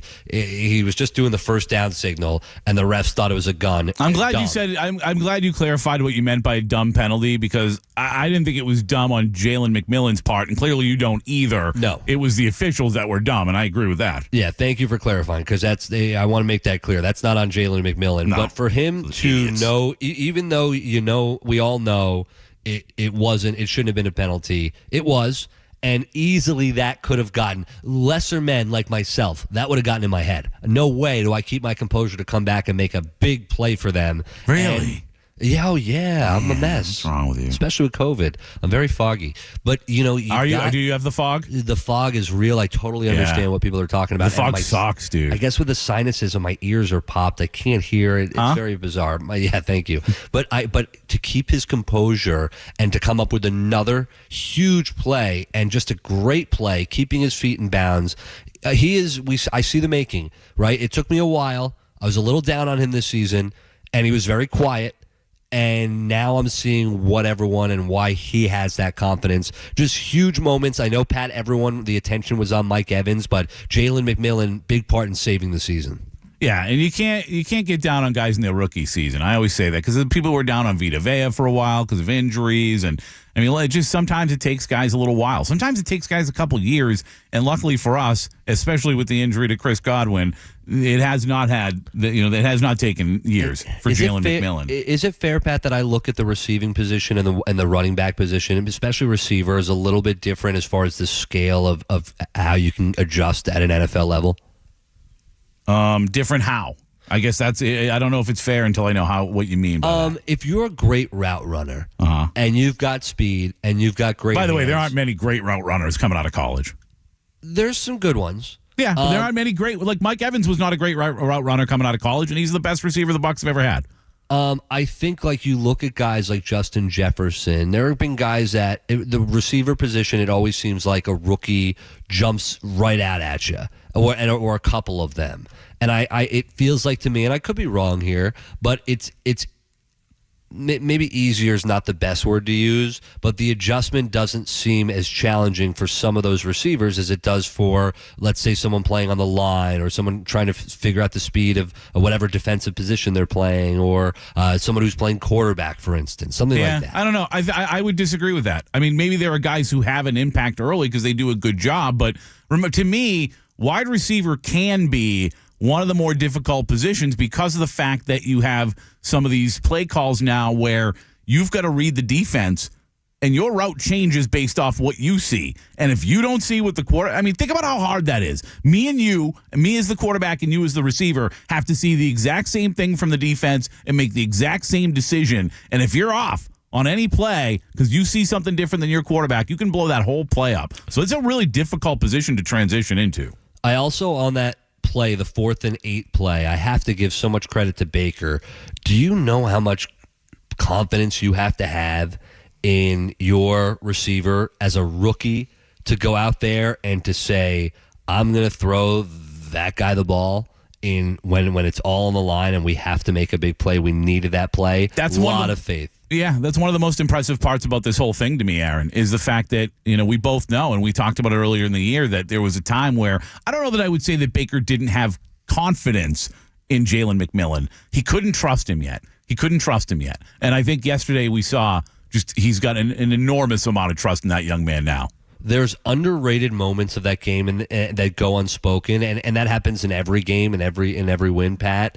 But I think one that needs to be remarked on is there's a play. The Bucs are winning at the time, 20-19, and the Bucs are backed up at their own 12, and it's 3rd and 14, and there's like 4 minutes left to go in the game. If you on 3rd and long, you end up throwing it away or whatever, and you punt it back to the Saints, they're going to get good field position, and there's a good chance that they're going to be able to get some yards there and get at least into field goal range and take a lead.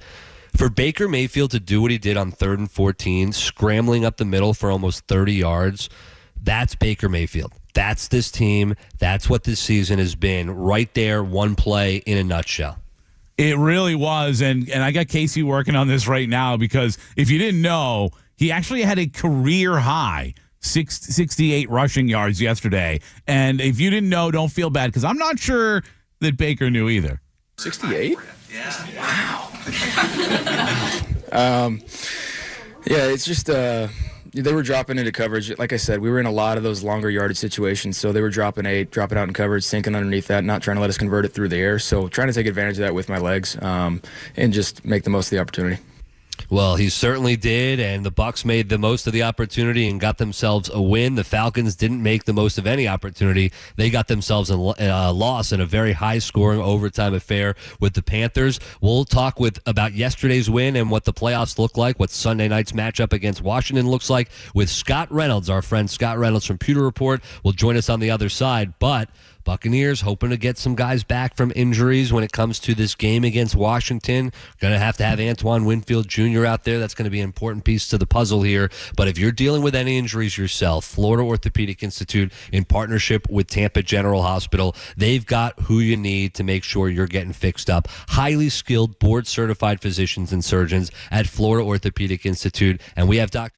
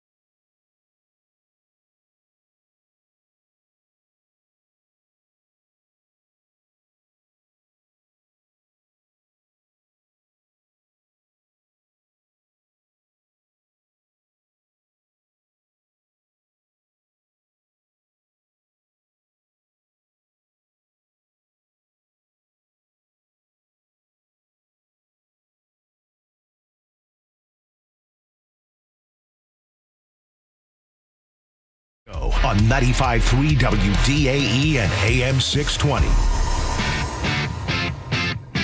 This hour's coverage brought to you by Epic Health and Fitness. Real goals, real gym, real results. Joining us now on the hotline, pewterreport.com, at Pewter Report. He is Scott Reynolds. And Scott, it looked a little dicey there at first, but they got the job done. What are your thoughts overall? We'll get into the matchup against Washington, but your thoughts on that game yesterday, how it started and how it finished?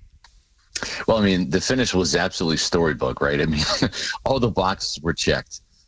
And the Mike Evans 1,000-yard season was that last box to check, and it did it just in the nick of time. It was, I've done this for 3 decades now, 30 years, and that game is going to be up there. I mean, it was a very important regular season game. They clinched the NFC South. Didn't really need to because the Falcons continued to falcon. The Bucs ended up winning the division by 2 games because the Falcons lost and finished 8-9, but they didn't know that at the time. But this game, for the sheer entertainment factor and drama, was just off the charts. It was truly a sight to behold, and to see the crowd erupt when Mike got that 1,000 yards. Man, I've covered this guy every single second of his Buccaneer career since he was Jason Light's first ever draft pick in 2014, and you kind of get choked up talking about him because he's just so special to this franchise. He is. I think he's going to be on the Bucs Mount Rushmore when he gets the gold jacket and goes in the Hall of Fame. No disrespect towards the late great Leroy Selman, but the 4 best Buccaneers of all time are Derek Brooks, Warren Sapp, Rondé Barber, and Mike Evans, and I would debate anyone on that. And this guy deserves to be in that conversation. He's that elite of a Buccaneer. He is one of the 4 greatest Buccaneers of all time. Scott, something we talked about on this show as well as on the Insiders was early and into the middle part of this season, Baker Mayfield couldn't really fully trust Jalen McMillan. How remarkable has the turnaround he's had this season, the corner that he has turned, and the player he's become here by Week 18? It's remarkable. I mean, you look back on it now, he's had an amazing rookie season. And you go back to that Chiefs game on Monday night where, he went out there and tested the hamstring. They really needed him to play, and he kind of opted out of the game because he was hurt. And it's like, in the NFL, if you're hurt, you play. If you're injured, that's a different story. You don't play, right? And we've seen Mike Evans go out there and play hurt, and unfortunately it cost him with the hamstring injury that got worsened in that Baltimore Ravens game. But we've seen Sterling Shepard go out there and play week after week with a very hurt hamstring. And that's just the sign of a pro. When you signed up to play in the NFL, there are 365 days out of the year in this franchise, this team, this city, this fan base. They're asking you to suit up in red and pewter for 17 days out of the year. That's it, 17 days. And it's your job, your profession, to get your body ready to play. Your body is your office. When you go to the office and clock in for your work, I mean, that's what it is. Your body becomes your office when you're an NFL player. And it took him a little while to understand how to navigate, the rehab and how important it is to stay on top of your injuries. And we saw the hamstring kind of like flare up again when he didn't really maybe do the due diligence in the training room. But, you got some great mentors to look at in that room, Chris Godwin, Mike Evans, Sterling Shepard. And, thankfully he got on board and turned his rookie season around. And he's had a remarkable rookie season. I mean, we talk about Chris Godwin, look where he is. He had 1 touchdown his rookie season. This guy's got, 7, 8? It's crazy. Scott Reynolds joining us. Scott, like you mentioned, you've been covering this team for a very long time. It's really interesting to see the path that this organization has taken. We all remember the years and how challenging it was for so long. And then Tom Brady comes to town and everything changes. And you kind of look at the Atlanta Falcons and how since Tom Brady ruined them in the Super Bowl, it's really gone the opposite direction.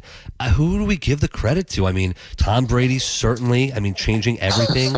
Jason Light, though, continuing, bringing in Baker Mayfield and them not losing a step, if anything, taking it to new levels. It's just incredible the turnaround in how this organization is run and how it's viewed. Yeah, you're right. And Jason Light deserves the credit. He's been the conductor of this orchestra, right? He is, you look at a couple of the most amazing franchises in terms of sports, right? I mean, look at the Green Bay Packers. To essentially have 3 quarterbacks over 4 decades, right? I mean, we're going back to, at least 3 decades. We're going back to the handoff from Brett Favre to Aaron Rodgers to Jordan Love, right? I mean, that's remarkable. And before that, it was Joe Montana to Steve Young. But the thing is, those guys were in-house. They were drafted or acquired via trade. They were in-house, ready to go. Tom Brady retires, unretires, come back for 1 more year, and then retires again. And then Jason Light went out there and signs Baker Mayfield to really like a Shaq Barrett type 1-year prove-it deal contract. And, of course, Baker was more well-known, being the first overall pick. He had the track record that Shaq Barrett didn't. Barrett was more of a backup in Denver. But still, a 1-year, very modest prove-it contract. And you look at those signings. I mean, obviously he signed the best free agent in Bucs history in Tom Brady, right? I mean, Tom picked one team to play for after 20 years with the Patriots, and it was the Buccaneers because of the team that Jason Light built. But you got to throw Shaq Barrett and Baker Mayfield as 2 of the absolute best free agent signings in team history too. And not just, we talked about Mike Evans a minute ago, Jason Light's first ever draft pick. So Jason has been behind all of this, and it's easy for teams to kind of recoil, maybe blow it up, go into rebuild mode after a Super Bowl run. Jason Light and Mike Greenberg in the front office, managing the salary cap like a maestro, have done a remarkable job of continuing this run and rebuilding this team with draft picks on the fly and not missing a beat. We're talking 5 straight years of making the playoffs, 4 years of dominance in the division, and he's rebuilt this team on the fly. I mean, this team is stark contrast, big time different from the team that won the Super Bowl in 2020, but this team is poised to win another Super Bowl, if not this year. I think it's probably going to be next year when they really rebuild this defense. But look out for the Buccaneers in the future. Scott, I agree with you. I think they're probably a year away, but to even be that confident that they're a year away, I think for Bucs fans has to feel pretty good. What worries you most about the Washington Commanders on Sunday night? Jaden Daniels. It's Jaden Daniels, and in the middle of the field really is still a bit of an issue for this team. I think if they can get Jamel Dean back and Antoine Winfield Jr., you feel better about it just because they're veterans. You don't want to see Kayvon Merriweather and Josh Hayes out there trying to defend Terry McLaurin and make tackles with Jaden Daniels in open space. So that's the biggest concern. It's still the defense. For all of the penalties and some of the misfires that happen on offense, Liam Cohen's offense still puts up 27 points on the board. I mean, we have to talk about Liam Cohen for just a second here. Only 1 game with less than 20 points this year. That was week 3 in a 26-7 loss to Denver. The consistency with which Liam Cohen and this offense has put up 20, 27, 24, 30, 41 points. I mean, it's been remarkable. The only 3 teams, I believe in my limited research this morning, only 3 teams this year that scored less than 20 points just once this season are the Buccaneers, the Lions, and the Vikings. That is pretty elite company to be in. And it's a remarkable testament. Well, actually, I think the Vikings now, they've done it twice. So it's really just the Lions and the Bucs. But it's been absolutely remarkable what Liam Cohen's offense has done. The defense could be the undoing. I appreciate what Todd Bowles has done on defense with the super glue, the duct tape, the scotch tape, the rubber bands, keeping this thing together with all the injuries. But if there's going to be a side of the ball that's going to be the undoing, that's going to be the culprit somewhere in the playoffs, it's going to be the defense. I just don't know that they have the bodies to really stack up against some of these elite teams. And we'll see if they have enough. Listen, Todd Bowles came out with the defensive masterpiece of a game plan against the Eagles and the tush push last year in that 32-9 win in the wild card round. He's already beaten Jaden Daniels once. Let's see if he can beat the better version of Jaden Daniels again on Sunday night. He's going to have to dig deep into the bag of tricks to make another great playoff run here. And we'll be talking with you, Scott Reynolds, along the way at Pewter Report, pewterreport.com. Scott, thank you so much. Have a good rest of the week. You too, guys. Enjoy the week. Thank you. Thanks, Scott. Also want people to check out a poll that Casey just put up at 953wdae.com. What grade, as we just watched the regular season come to a conclusion, what grade would you give the Bucs 2024 regular season after winning another NFC South division title? I already voted on B, and B is winning by a wide margin right now. A and C are tied, and D, no one is giving them a D or worse, which is good. Why would you give them a D or worse? They just won another division. That would be You'd have to be an crazy. idiot. You'd have to be an idiot. An idiot or an a-hole, one or the other, or both, one of those two. I by the way, I also, like you, voted B. Yeah, I mean, listen, I think it was a very, very good year. I think because of the woes on defense and some of the injuries, of course, playing part in that, I can't give it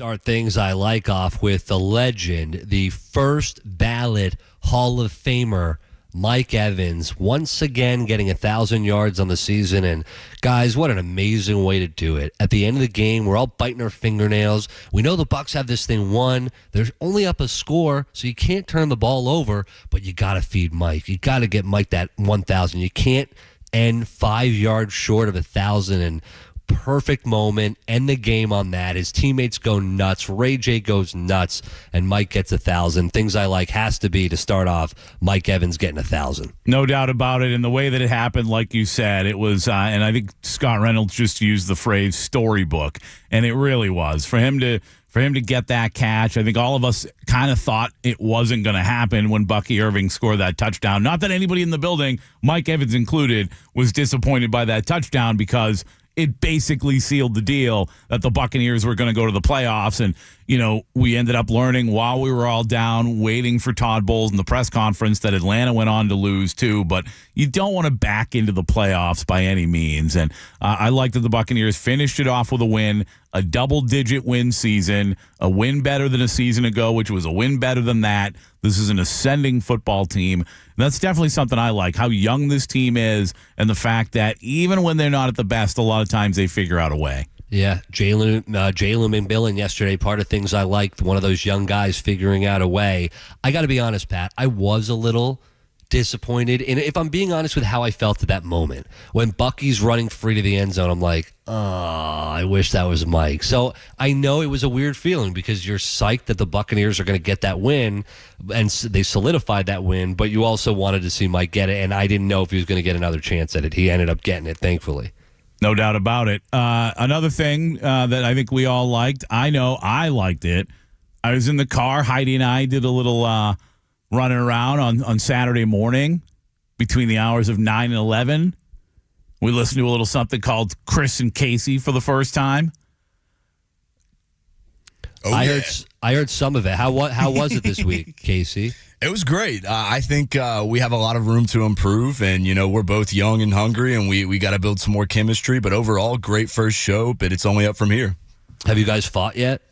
No. I think we need a little fighting between you guys. We actually, can do that. Chris is a very nice guy, and I'm a very nice guy as well. But we can work on that. When we were in D.C. for the Army-Navy game, some of our new friends over there from Portland who were on the trip for the first time, they hadn't been a show together for that long, I think maybe a year.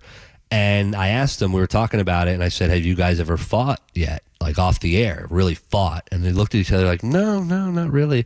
I was like, you don't become a real show until you have that fight off the air, and you can get through it. And I know it sounds ridiculous, but it's true. I think it's only natural in friendships and relationships, and it's what we do on the radio is a relationship. And I think it's beyond friendship, Aaron, because obviously you want to have friendship, and it's awesome that you and I do. But there's a lot of friends, and I know you agree with this. There's a lot of friends that I have that I couldn't do this with. You know what I mean? You couldn't figure it out. Yeah, no, you're right. You're right. There's a couple of my close friends though. I know I can do it. And Pat, you're in that category. Nick Wise and I have had fights before, but he's one of my best friends. It's just how it goes. And if you can get through to the other side and still go hang out at that kid's place and watch football and hang out and have some drinks, then I'm waiting for you and Mathis to have your first blow up is what I'm really saying here. Yeah, I mean, it felt really good overall, and we're both, still improving and getting better every day, and that's all we can do. 11-1 every Saturday. Tune in. I've got an idea for your show, Casey Warner. Yeah. I've texted Aaron about this a little bit. We talked a little bit about this. I texted Casey. I texted Nick about this as well.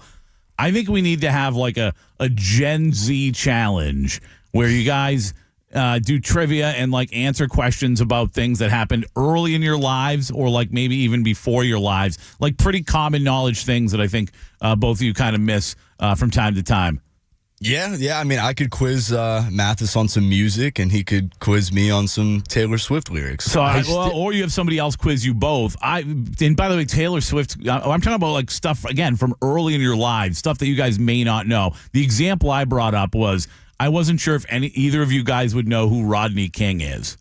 I know who Rodney King is. Right. The Rodney King riots of 92. And this is what I'm talking about. What did I tell you on the phone, Pat? You said Casey probably would. Pat called me on about this idea, and I was like, Casey would destroy Chris because Chris, for some reason, smart guy, but has anything that happened before he was like 13, he has no idea.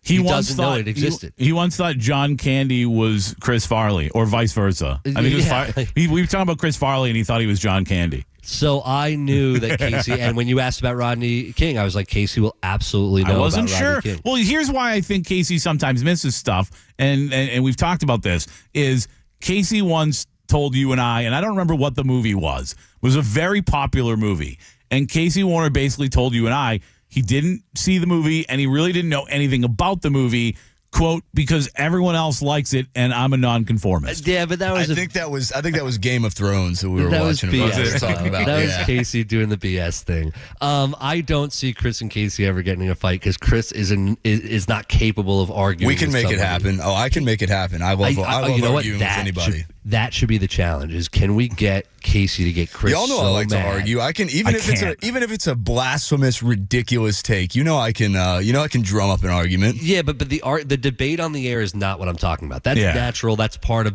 doing sports radio. What I'm talking about is something happens that annoys you or Chris on the air, and you get at each other on the air, and then it bleeds into the commercial break where you guys are getting at each other. It's not on the air. It's not for show. It's real. I think there's only one way you could ever legitimately get Chris mad, and I still don't know that he would respond in that way. He may just hold on to it. But I think the only way to really get Chris Mathis mad is to probably say something inappropriate about Lily. True. I was going to say make fun of his mustache, but yeah, that was... No, I mean, really mad, actually mad. Can I say, and I know Bucks fans are going to be annoyed with this, but why do you keep doing this? Because it's true. I watched this kid yesterday, and because I'm going back and forth, the two games I was focused on was the Bucks game and the Falcons-Panthers game.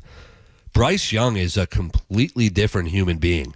He is cocky Bryce Young, and in the future, I might regret saying this because it might come back to bite the Buccaneers, but I kind of, with everything that happened with him, how he got dragged down, and everyone's like, he's not even going to be in the organization anymore. Cocky Bryce Young is fun, and he threw He threw a pass yesterday, a touchdown pass. Before it even got into the hands of his receiver, he turned around a la Steph Curry and was like, yep, I did that. He was smiling. He is a completely different guy, and I'm kind of nervous about it. I don't mind the edge. I don't mind a little cockiness. I think Baker has some of that, right? But here's what I hate about that play in particular. Watch the freaking play, kid. Because let me tell you something. The first time he does that, and that ball goes off his receiver's hands and into a defensive back's hands, and he's looking the other direction while the defensive back is running the other way for a touchdown, he's going to look like a complete idiot and an a-hole. Leave that to Steph Curry shooting threes, all right? You want to let somebody go back the other way for a dunk, that's one thing. But if you accidentally throw a pick six because a guy, the interception itself may not be your fault, but you're going to look like the idiot and you're going to look like the a-hole. I absolutely hate that garbage turning away from the play. It's NFL football, and if you end up getting blown up on a play because you had your head turned because you weren't paying attention, good for you, kid. It's kind of like until it happens, you don't have to say that. I mean, listen, the thing with Mike Evans yesterday, what if they get a pick and they run it back? I mean, we're all going, why would you It's not an arrogant play where you turn away from the play. It's totally different to take a risk and make a calculated risk within a game and do something that's ignorant. And I think turning your back from a football play, regardless of how you think it's going to turn out, is ignorant. I feel like most guys, they do that. I'm tearing them apart. But because of what Bryce Young has been through this year, I've got some empathy for him. And when he has at the end of the season a game like that, and really the last run, aside from the Bucs game and a couple games, but really he had a really good run towards the last 2 months or so of the season. How do you not feel good for a kid like that? Well, I'm glad you can recognize your hypocrisy. Oh, I'm the biggest hypocrite. Absolutely. I'll say that right away. All right, big 8 o'clock hour coming up. We'll get back into the Buccaneers. One of our old friends, Mike.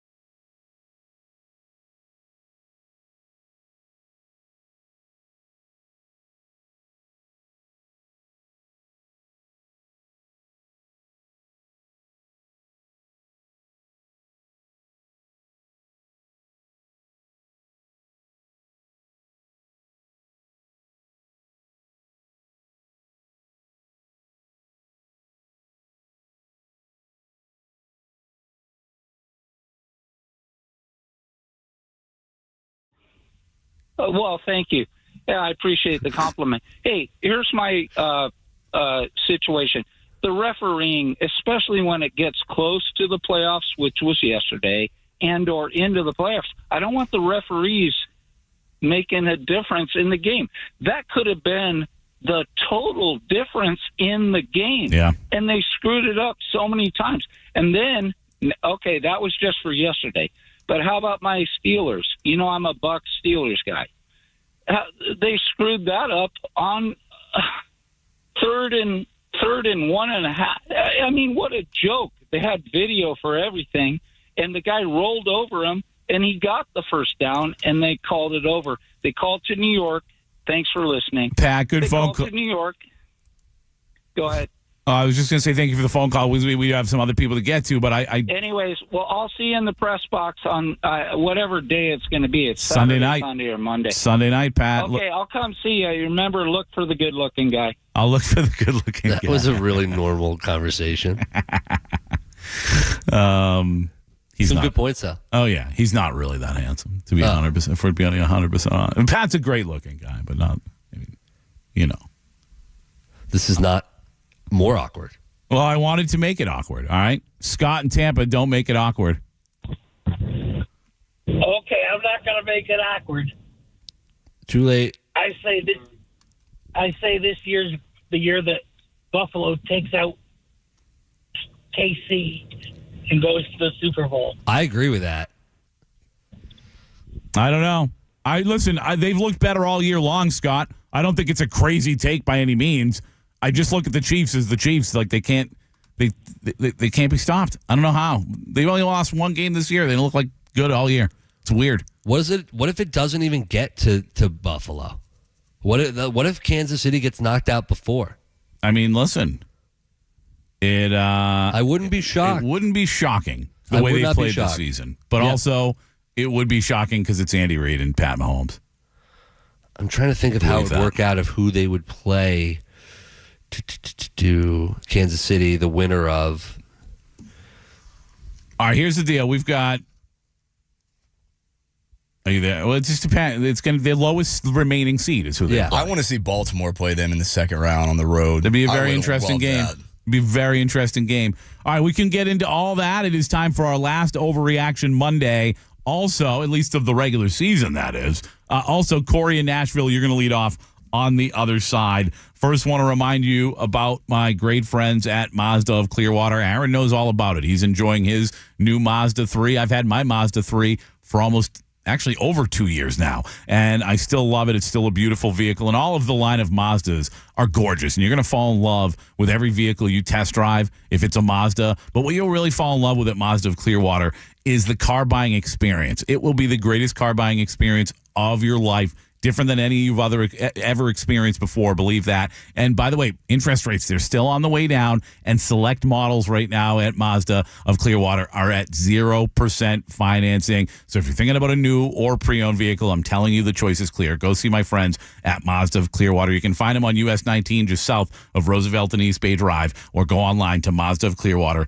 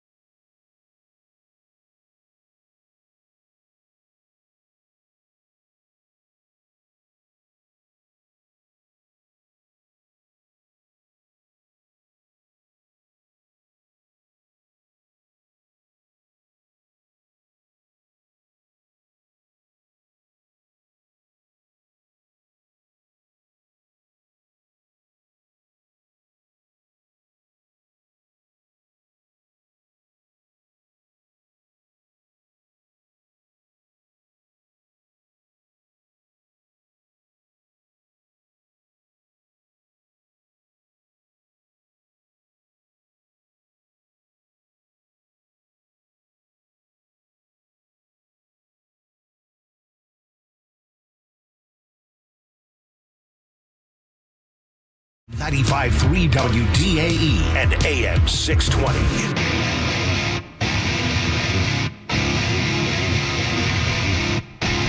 Pat Aaron, 95.3 WDAE and AM 620. It's Overreaction Monday.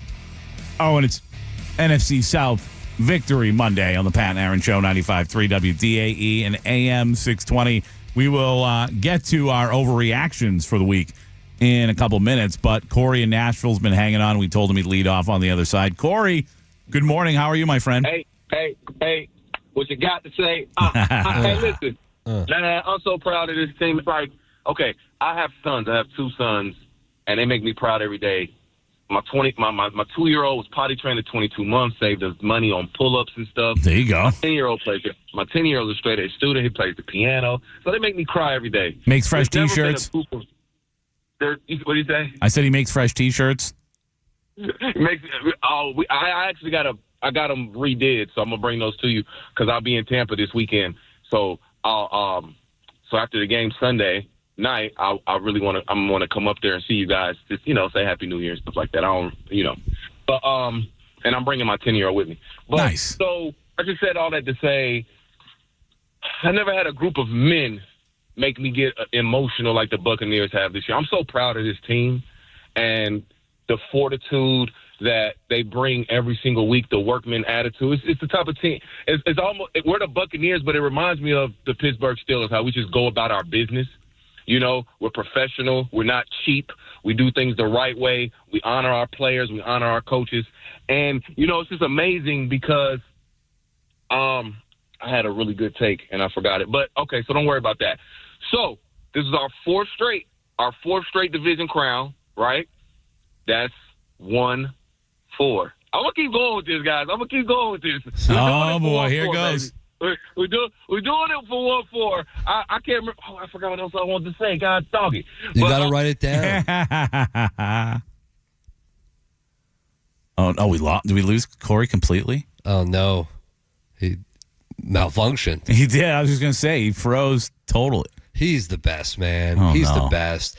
I'm so happy for everyone after what we saw yesterday because it could have been really ugly. Yeah. There was a moment there where, and I really did think, even when they were down 10 going to the half, I really did think they were coming back to win this game. There's no way they were going to lose that game at home. But there were moments where I'm looking at this game and I'm watching both games, that and the Carolina Falcons game, and I'm thinking, and Penix is slinging it.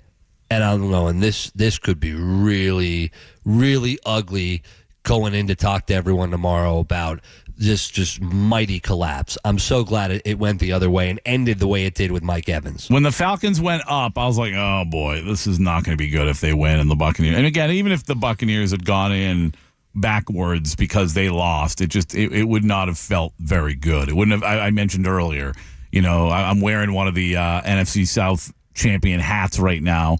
Jeff Ryan was nice enough to grab one of those for me last night, and it would have felt weird getting the hat, not just for me, more so for the guys in that locker room. I think if you'd have gotten the hat and the T-shirt after a loss, like, you take it, you're still division champions, you're still heading to the playoffs, you're not going to cry about it. Nobody's feeling bad for the Falcons, but at the same time, it would have felt weird.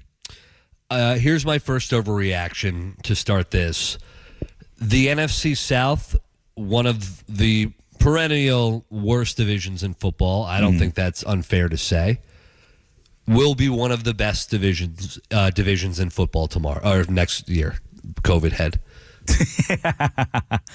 I don't know if I'm sold. The Saints are going downhill. Forget about them. Carolina and Atlanta. You don't have to. Not every team's going to be great. If you have three good football teams in your division, you have one of the better divisions in football. Thank you. But that said, listen, man. It's like we say, people always think that when Derek Carr got to New Orleans, they were the favorite. When Kirk Cousins got to Atlanta, they were the favorite. I think we just think because teams have pieces that it's going to work out, but it takes a lot. And that's why I think sometimes we don't give Todd Bowles and the Buccaneers enough credit. Because look around the league at teams, the Miami Dolphins, who thought they were going to be really good this year, the San Francisco 49ers, who thought they might go back to a Super Bowl. Like, you get injuries, and it can derail your whole season. And it didn't do it to this football team. And I just think the Atlanta Falcons, to me, it's like I said at the beginning of this year, man. They're going to have to prove it to me before I'm just going to assume that they're going to be good. And you know what? Carolina, they might have to prove it to me even more. So are both of them, do both of them look like ascending football teams at the end of the season with young quarterbacks that they can build around? Yes. But I've seen teams look like the Arizona Cardinals were the hot team for years. Watch out for the Cardinals. They're going to be really good this year. And they never lived up to it until Kurt Warner showed up to town and took them when nobody thought they were going to be any good. Yeah, but I think the Falcons are a few pieces away on defense from Haven't really... they been for forever? Yeah, but now I believe in Michael Penix Jr. I don't know about you. I do. I like Michael Penix a lot. I think he can be a really good quarterback. I think it takes more than that.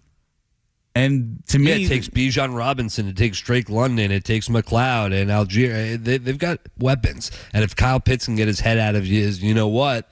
They've got weapons. Yeah, no, they do.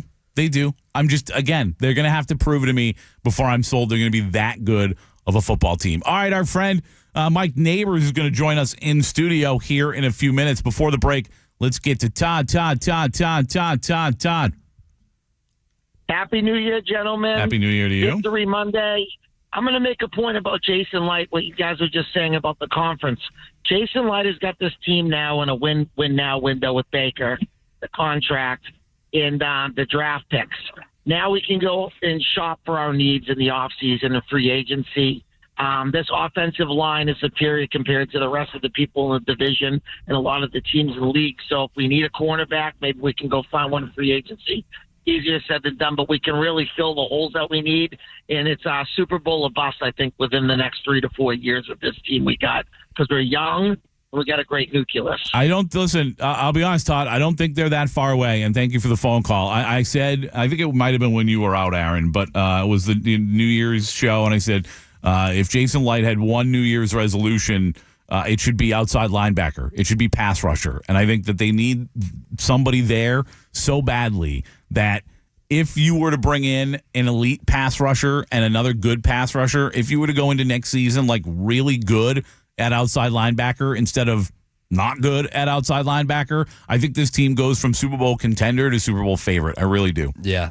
Before we get out of here and get Mike Neighbors on for in just a few minutes here, we saw Rob Mayo fired yesterday. What the hell's that, though? By the way, the Patriots are a bad organization. They're a bad organization now. Because I've said it every time, Aaron. You fire a guy after 1 year, you're a bad organization. And I believe it. If you don't believe in the guy, though, why would you just keep going with him? Why did you give him a shot before the year? If 1 year is enough for you to not believe in a guy that's been in your organization for 20 years as a player and coach, then what have you been doing the whole time? Yeah, maybe something happened behind closed doors that Robert Kraft didn't like this year that he hadn't had happen with Mayo in years past. Who knows? Other breaking news: Doug Peterson is out. He has been fired as the head coach of the Jaguars. I was wondering when the first one. That's the first one of the day, I believe. Right? Yeah. It is. For a lot of teams, today is Black Monday, and some people wondered if it might be that way for the Buccaneers, but they are instead heading to the playoffs. And if they didn't go to the playoffs, if they lost yesterday and the Falcons won,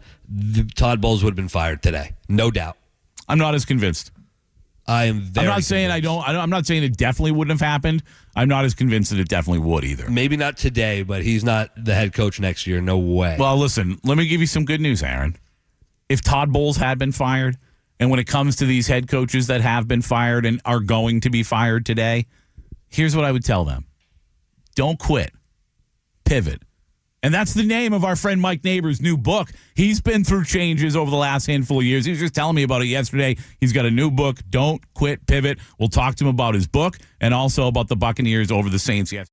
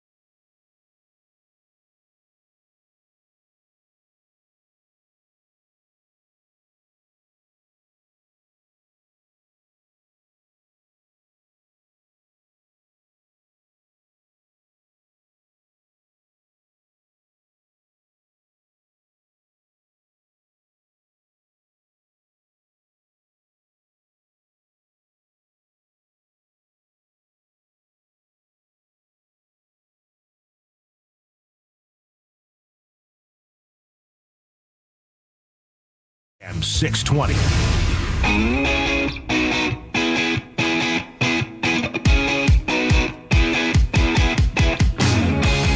Pat Aaron Show, 95.3 WDAE and AM 620. I don't want to upset my friends with the Buccaneers and their ticket department, but I just saw their 25 opponents at home and away. It is a much sexier schedule. By the way, it looks like a tough schedule too, but a much sexier schedule on the road. We'll get into that in a little bit, but right now, our good friend Mike Neighbors has joined me in studio. Mike, Aaron has COVID, believe it or not, for the first time ever. So he's at home, but he's still with us. But Mike Neighbors, of course, Saints Insider and our good friend around here. He's got a couple of books, including his newest book, Don't Quit Pivot. We're going to talk about that in a moment. But we were just talking before we got on the air, Mike. What a weird game yesterday was, huh? You know, I was talking to a lot of people in the New Orleans media just previewing the game, and I was thinking, if New Orleans wins this game, all my years covering sports, I think it'd be one of the biggest upsets, given the state of the JV Saints right now, who have zero skill players. They've been a banged-up football team. Everybody's banged up. I mean, the Bucs are banged up. But you could make an argument the Saints are the most banged-up football team right now. And the fact that they were hanging in there, and then when Baker threw that interception, I'm thinking, are they going to win this game? There's no way they're going to win this game. And, of course, it worked out for Buccaneer fans. But that would have been an insane upset. I know a lot of New Orleans media, they were talking it would have been one of the biggest upsets in Saints history, given the circumstances right now. We were just talking about the division and what it's going to look like. And I'm really high on what Carolina's going to be able to do. Bryce Young became all of a sudden cocky Bryce Young. He looks good. And, you know, I like Michael Penix. He's slinging the ball, and he looks confident as well. But you can see the vision for every team in the NFC South except the Saints. Like, I don't know what their vision is. It's funny you bring that up because I think a big takeaway, and Buccaneer fans, as you should be this morning, you're celebrating the playoffs, the home playoff game, the division, the Mike Evans celebration. Here's my big takeaway just from a distance of covering both teams. You look at the similar situations the Bucs had, and frankly the Saints had, after the Super Bowl in Tampa. When they win the COVID Super Bowl, Tom Brady, after he leaves, and frankly the post-Drew Brees, Sean Payton era, really the teams were in similar situations, both in tough cap situations. You need a franchise quarterback. How are you going to move forward?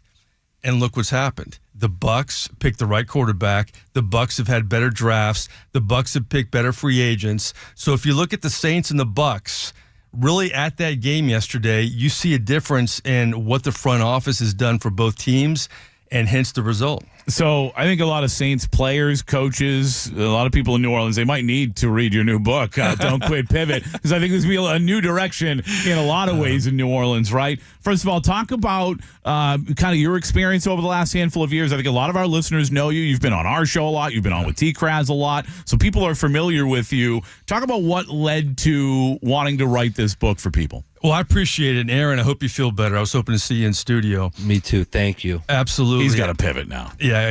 Here's my situation. I'm old now. I'm 56. But when I turned 50, I really had a wake-up call. I'll always be a sportscaster. I'll always love this business. I'll always have a foot in it. I'm still active in it.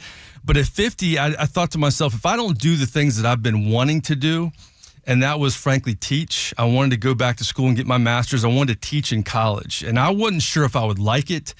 Guys, I love it. I'm looking You forward can tell, by the way. I appreciate it. I really look forward to starting classes. I'm teaching in the business school at Florida Southern College, sport management courses, marketing management. They've enabled me to start a lot of media courses. And I started a program, Town Hall Meetings, where Booger McFarland joined us, Jameis Winston's joined us, Martin Gramatica. That's awesome. And the students really like that because... How fun was Jameis for the kids? Well, let me tell you a great story about Jameis. And, I didn't know Jameis well when he played here. When he came to New Orleans, that's where I got to know him.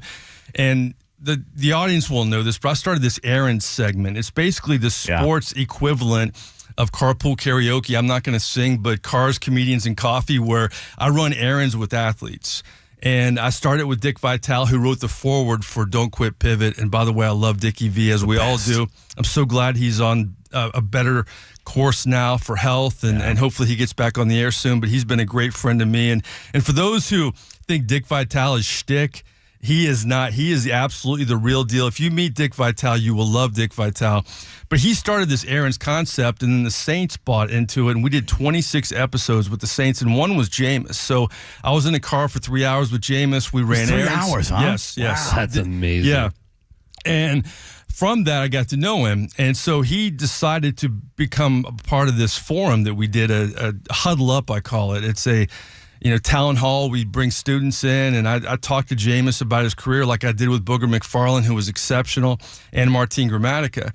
And Jameis was going to join us live on campus. And then something happened where he was going to join us via Zoom. So I thought, just like anybody else, Jameis is going to join me in his office at home. Well, Jameis is in his front yard in New Orleans on his cell phone walking his dog. And I have 150 students behind me, and I'm thinking, how is this going to go? Is the cell phone signal going to hold up here? It was great. It was 40 minutes of Jameis Winston talking to his neighbor saying, hey, I'm going to huddle up right now. I can't talk right now. Would answer the questions.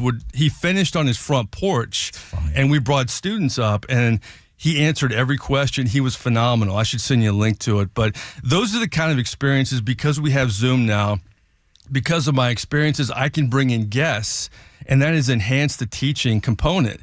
And frankly, I've met a lot of people. Mark Zumoff, who was the longtime Philadelphia 76ers play-by-play announcer, he wrote a great textbook. And this is the world we live in now, guys. You guys know this doing radio.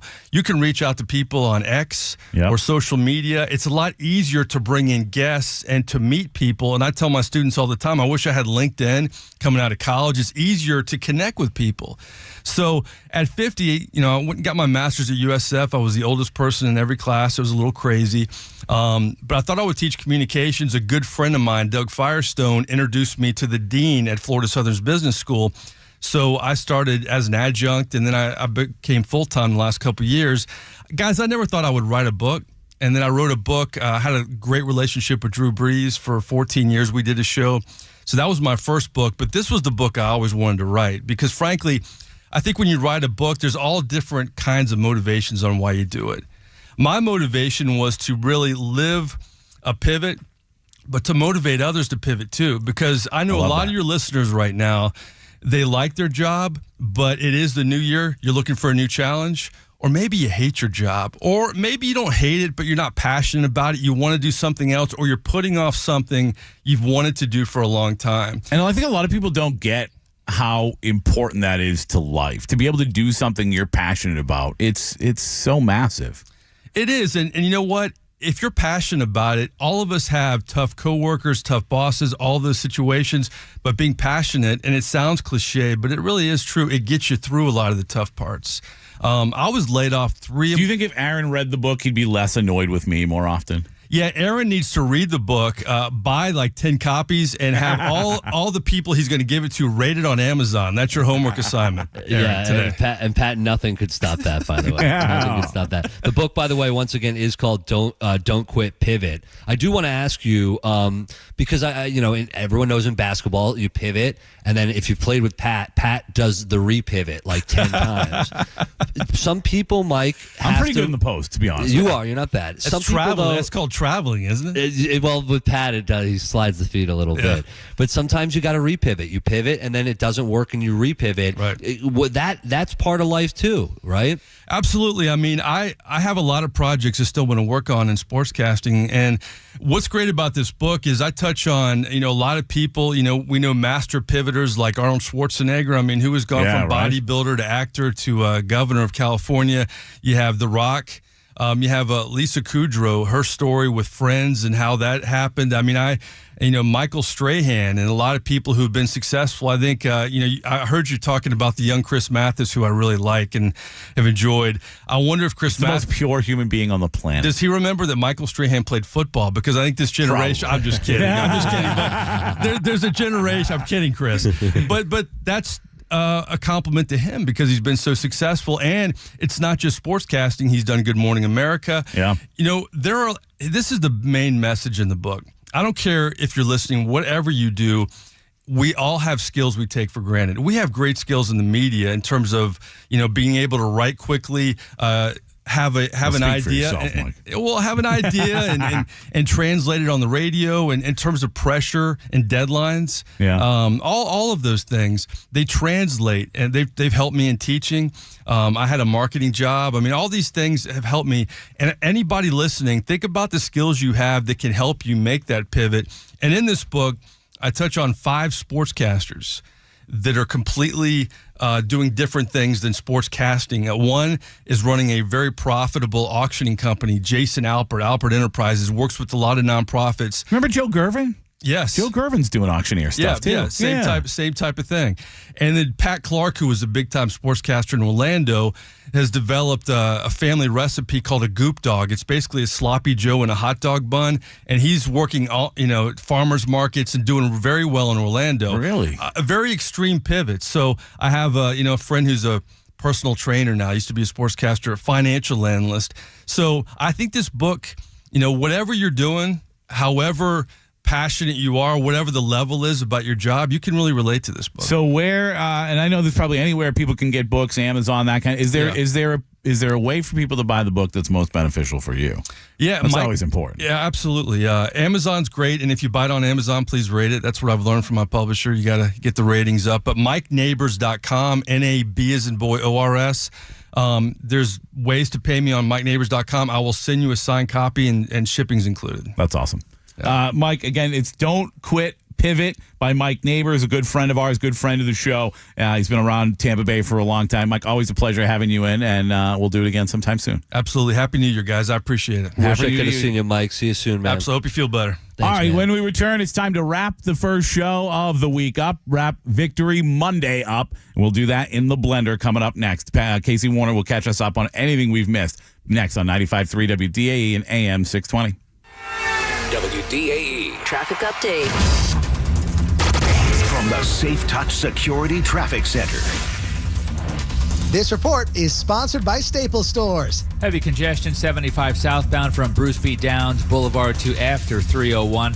Hillsborough County Sheriff's deputy is still working a crash at Lithia Pinecrest Road westbound before Boyette Road. Stop and go traffic Veterans Expressway southbound from Gun Highway to right around Waters Avenue. An earlier crash has been cleared. Dale Mabry southbound around Spruce Street, all lanes open. Get traffic info around the clock by searching News Radio WFLA on iHeartRadio. I'm Pat Largo. Your local Staples has hot deals and super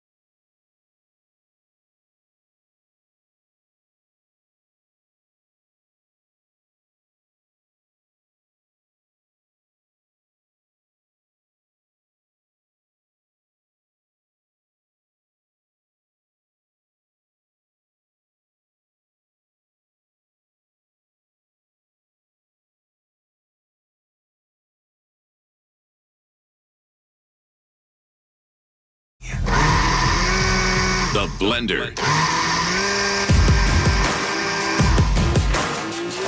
The Blender on the Pat Aaron Show is brought to you by Mazda of Clearwater. If you're thinking about a new or pre-owned vehicle, the choice is clear. It is Mazda of Clearwater. And like I said earlier, interest rates, they're still on the way down. Select models still at 0% financing. Mike Neighbors hanging out in studio. Aaron, again, is still back at home. He's got the COVID. We're hoping to get him back in studio at some point this week. I'm going to need that equipment back because I'll be doing the show from home a week from today because the Bucs are on Sunday Night Football in their playoff game. I'm going to take a test today, hopefully come back negative, but thanks to technology, a lot of people probably don't even realize that I'm back home. Well, you see, I got the text earlier in the show that was like, hey, why isn't Aaron on camera? Is he still at home? So for the people watching on YouTube, they're bummed out. They got to look at this mug all morning.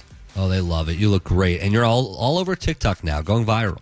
Am I going viral? Mm-hmm. Yeah, I don't know. But yeah, sure. I don't know about that either. Yeah, man. Hey, what have we missed during today's program, young man? All right, what we have missed is to start our final results of our poll today. The poll question was, what grade would you give the Bucs 2024 regular season after winning another NFC South division title? Results say 11.1% say A, 69.4% say B, 19.4% say C, and a whopping 0% say D or worse. So I'd say it was a pretty good season for your Buccaneers. Gronk would be psyched about that 69% for B. Aaron and I, we both voted B. I think I think the draft class I'd probably give like a B plus because I don't think you can give it an A because of Chris Braswell because he's been a little disappointing as a rookie, but the rest of the class has been phenomenal. And the season, it's similar to that. Most of the year's been phenomenal, but there's enough little holes where I don't think you can give it better than a B. I'm shocked there was such a high percentage of C. Yeah. Mike Neighbors, what would you give the Buccaneers this year? This year, I would give them a B.